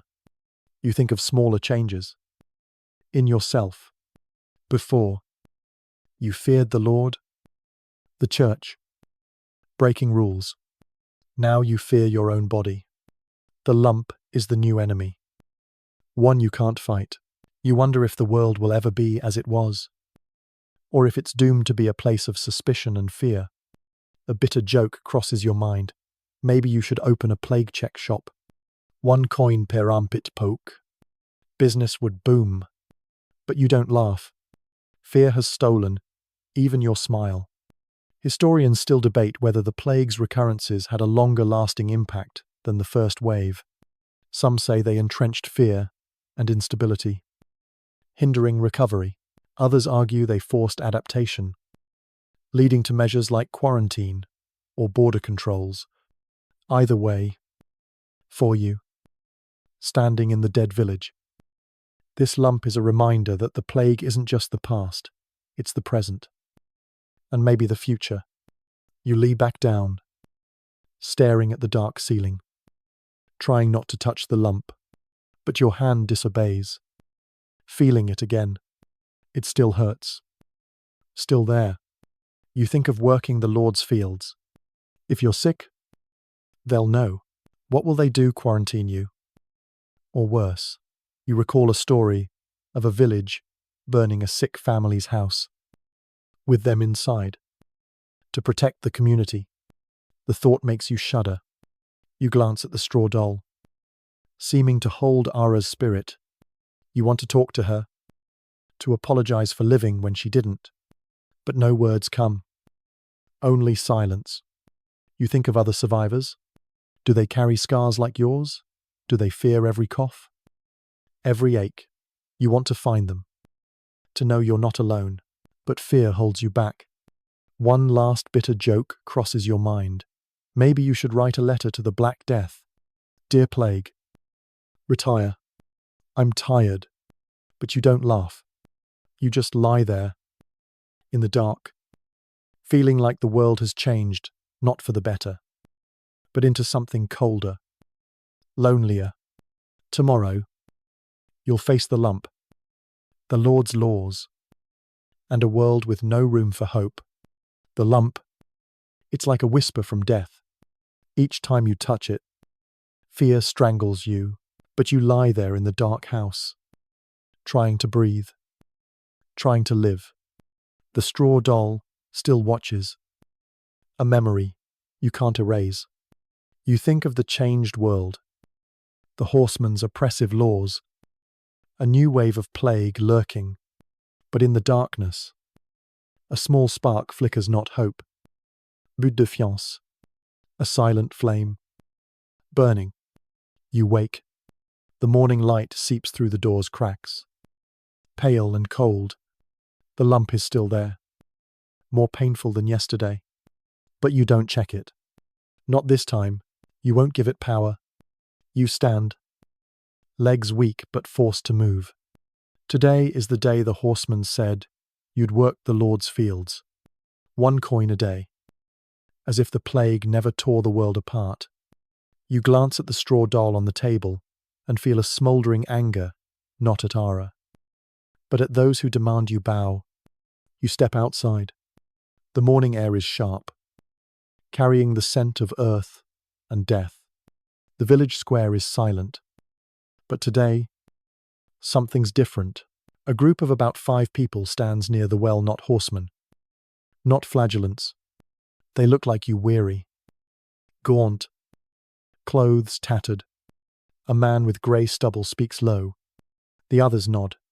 You pose, hiding behind a house's corner, listening. 1 coin a day. He says, they think we'll work like before. But who'll sow, who'll reap? Only us. The ones left alive. A woman with tangled hair adds, they need us more than we need them. Her words are a spark, igniting a thought you'd had about the power in your hands. You step out, unthinking. Where are you from, you ask? Voice hoarse from disuse. They turn, eyes wary, but not hostile. The grey-stubbled man nods.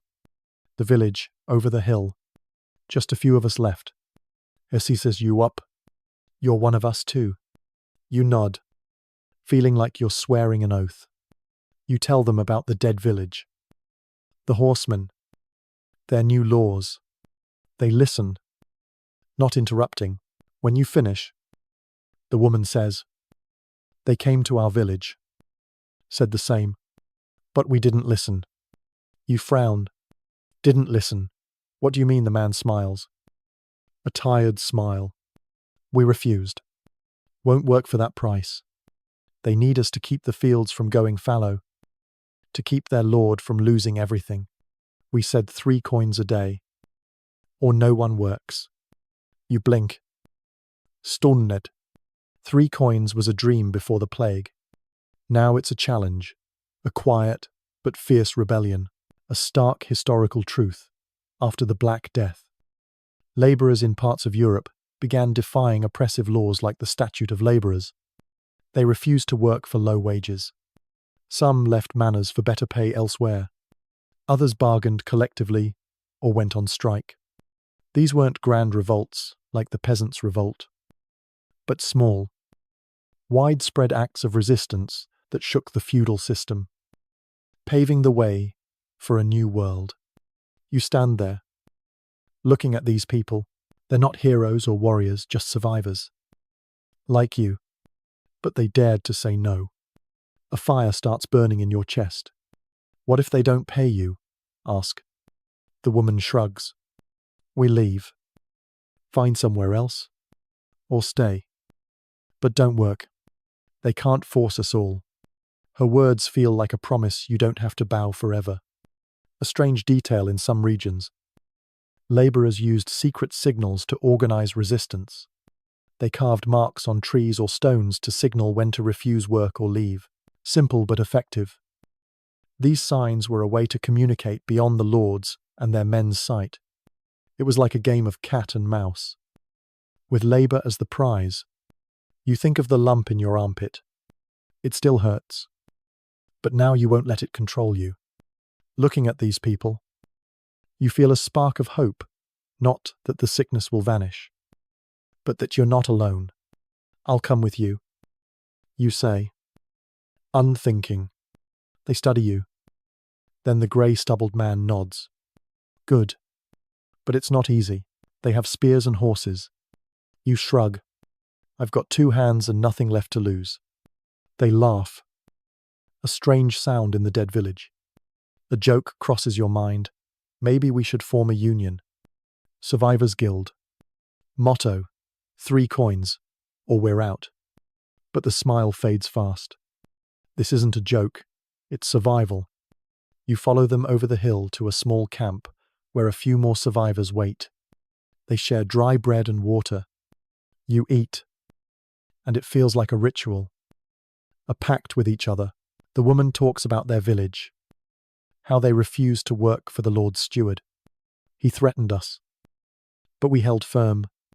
In the end, he paid 2 coins, not 3. But it's a start. You listen, amazed. You think of the horsemen returning to your village tomorrow. If you don't work, what will they do? Hunt you down? Or move on? You're not sure. But for the first time, you feel you have a choice. Historians still debate whether these acts of resistance signaled class consciousness or were just reactions to a labor shortage. Some say workers began to see their value in a system that relied on them. Others argue it was opportunism, not revolution.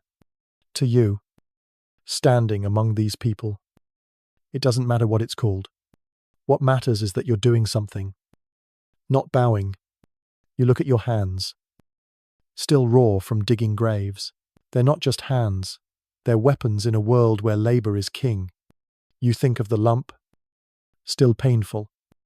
But it's not everything now. You could die tomorrow, or next month. But today, you choose to stand with these people, to challenge a system that crushed your ancestors. One last bitter joke crosses your mind. Maybe you should write a labor contract on tree bark. 3 coins. No plague. Non-négociable. But you don't laugh. For the first time, you feel a purpose. Small, but real. You sit with the survivors, listening to their plans, their talk of the future. You don't know if you'll live long enough to see it. But right now, you're part of something bigger, a quiet rebellion, changing the world. The quiet rebellion. It's like a small flame burning in your chest. You stand with the survivors, sharing dry bread and whispers of a world where your hands hold value, but the lump in your armpit still aches. A reminder that the plague is still here. You look at these people and wonder if this flame is strong enough to change a bleak world, or if it's just a spark before the darkness swallows everything. You sit on a rock near the survivors' makeshift camp. The hill overlooks the dead village. In the faint morning light, the village looks like an unfinished painting, empty houses, overgrown fields, a graveyard without tombstones. You touch your armpit. The lump is still there, more painful than yesterday. But you don't panic. Not anymore. Maybe you're too tired. Maybe these people have given you a reason to keep going. The grey-stubbled man, Elias, is talking about plans. We'll head to the big town in the valley. They need people to rebuild. They'll pay well. Or we won't work. The woman, Marta, nods. But we must be careful. The horsemen don't like it when we make demands. You listen, feeling part of something bigger. Not a family, not a village, but an idea that you're not a slave to lords or the plague. You think of your journey. From waking in the silent village to now, you tried to bury the dead, scavenged for food, doubted God, feared blame. I saw the power in your hands, laughed bitterly at useless remedies, trembled before flagellants, faced death in drawings, faltered under oppressive laws, lost trust in people, carried scars in your mind. And now, you stand here, with a lump and a quiet flame, a stark historical truth. The Black Death wasn't just a disaster, it was a turning point. It shook feudal structures, sparking changes in labor, religion, and society. Survivors like you carried a dual legacy, the power to shape a new world and the scars of one lost. These changes weren't instant, but they began with those who dared to challenge, dared to dream. You look at Elias and Marta. They're not heroes. They're people bent by loss, but not broken. You think of little Ara, Father Michael, those who never saw this day, you carry them in your heart, not as a burden, but as strength, there why you don't give up. Despite the lump, the horseman, the dreams filled with ghosts, a strange detail in some regions. Survivors created rituals to honor the dead, not with funerals, but by carving names on stones or trees. A way to say, they were here, in one French village. They planted an oak called the memory tree. Each branch, bearing a lost one's name, it was like declaring that death couldn't erase their existence. You wonder if you should do something similar, carve Ara's name on your house's wall or stack stones by the well. But the thought feels too small for the loss. You look at your hands, still raw from digging graves. They're your legacy, not gold, not land, but the ability to work, to challenge, to survive. A bitter joke crosses your mind. Maybe you should open a stone carving shop. Loved ones' names. 1 coin per letter, but the smile fades fast. Memories aren't something you'd sell. You stand and walk with Elias and the others toward the valley. You don't know what awaits a town that might welcome or shun you. Horsemen who might return with spears and fire. The plague that could strike from your lump or someone on the road. But you walk because there's no other choice. You carry the scars in your mind, the dreams of the dead, but also a new strength, a will to not bow. Historians still debate whether the Black Death's legacy was progress or mere survival. Some say it led to the end of serfdom, the rise of the working class, and religious reforms. Others argue it left a darker world, with fear and instability lingering for centuries. For you, walking this dusty road, the question isn't whether the world is better, it's whether you can live in it. After what it's done to you, you glance back at the dead village one last time. It shrinks behind the hill. You think of the straw doll on the table, the sprig of St. John's wort, by the bed relics of a life you can't return to. You think of the horsemen, their laws, and feel the defiance still burning. You won't work for 1 coin. You'll demand 3. Or nothing. Not out of greed, but because you're worth it. You keep walking beside Elias and Marta. They say little, but their presence is enough. You think of a new world, maybe forming, where workers aren't chained, where trust might return, however slowly. You don't know if you'll live long enough to see it. The lump still hurts, a reminder that time may be short. But today, you choose to walk on, carrying both strength and scars. Another bitter joke crosses your mind. Maybe you should write a book. Plague Survival Guide. Step 1. Don't D. But you don't laugh. The truth is, you've learned to live. Despite the world trying to take everything, you look at the road ahead. Long and dusty. Each step is a small, real victory. You're a survivor not just of the plague, but of a shattered world. And as the sun climbs higher, lighting the valley, you feel a faint relief. Not because the lump is gone or the future is clear, but because you're still here, carrying memories of Ara. Father Michael, the village that died, you carry haunting dreams, persistent fears, but also a small, stubborn flame. You don't know what waits at the road's end, but you walk on, because that's what survivors do. You walk, with scars, with strength, and with a story that will never be forgotten.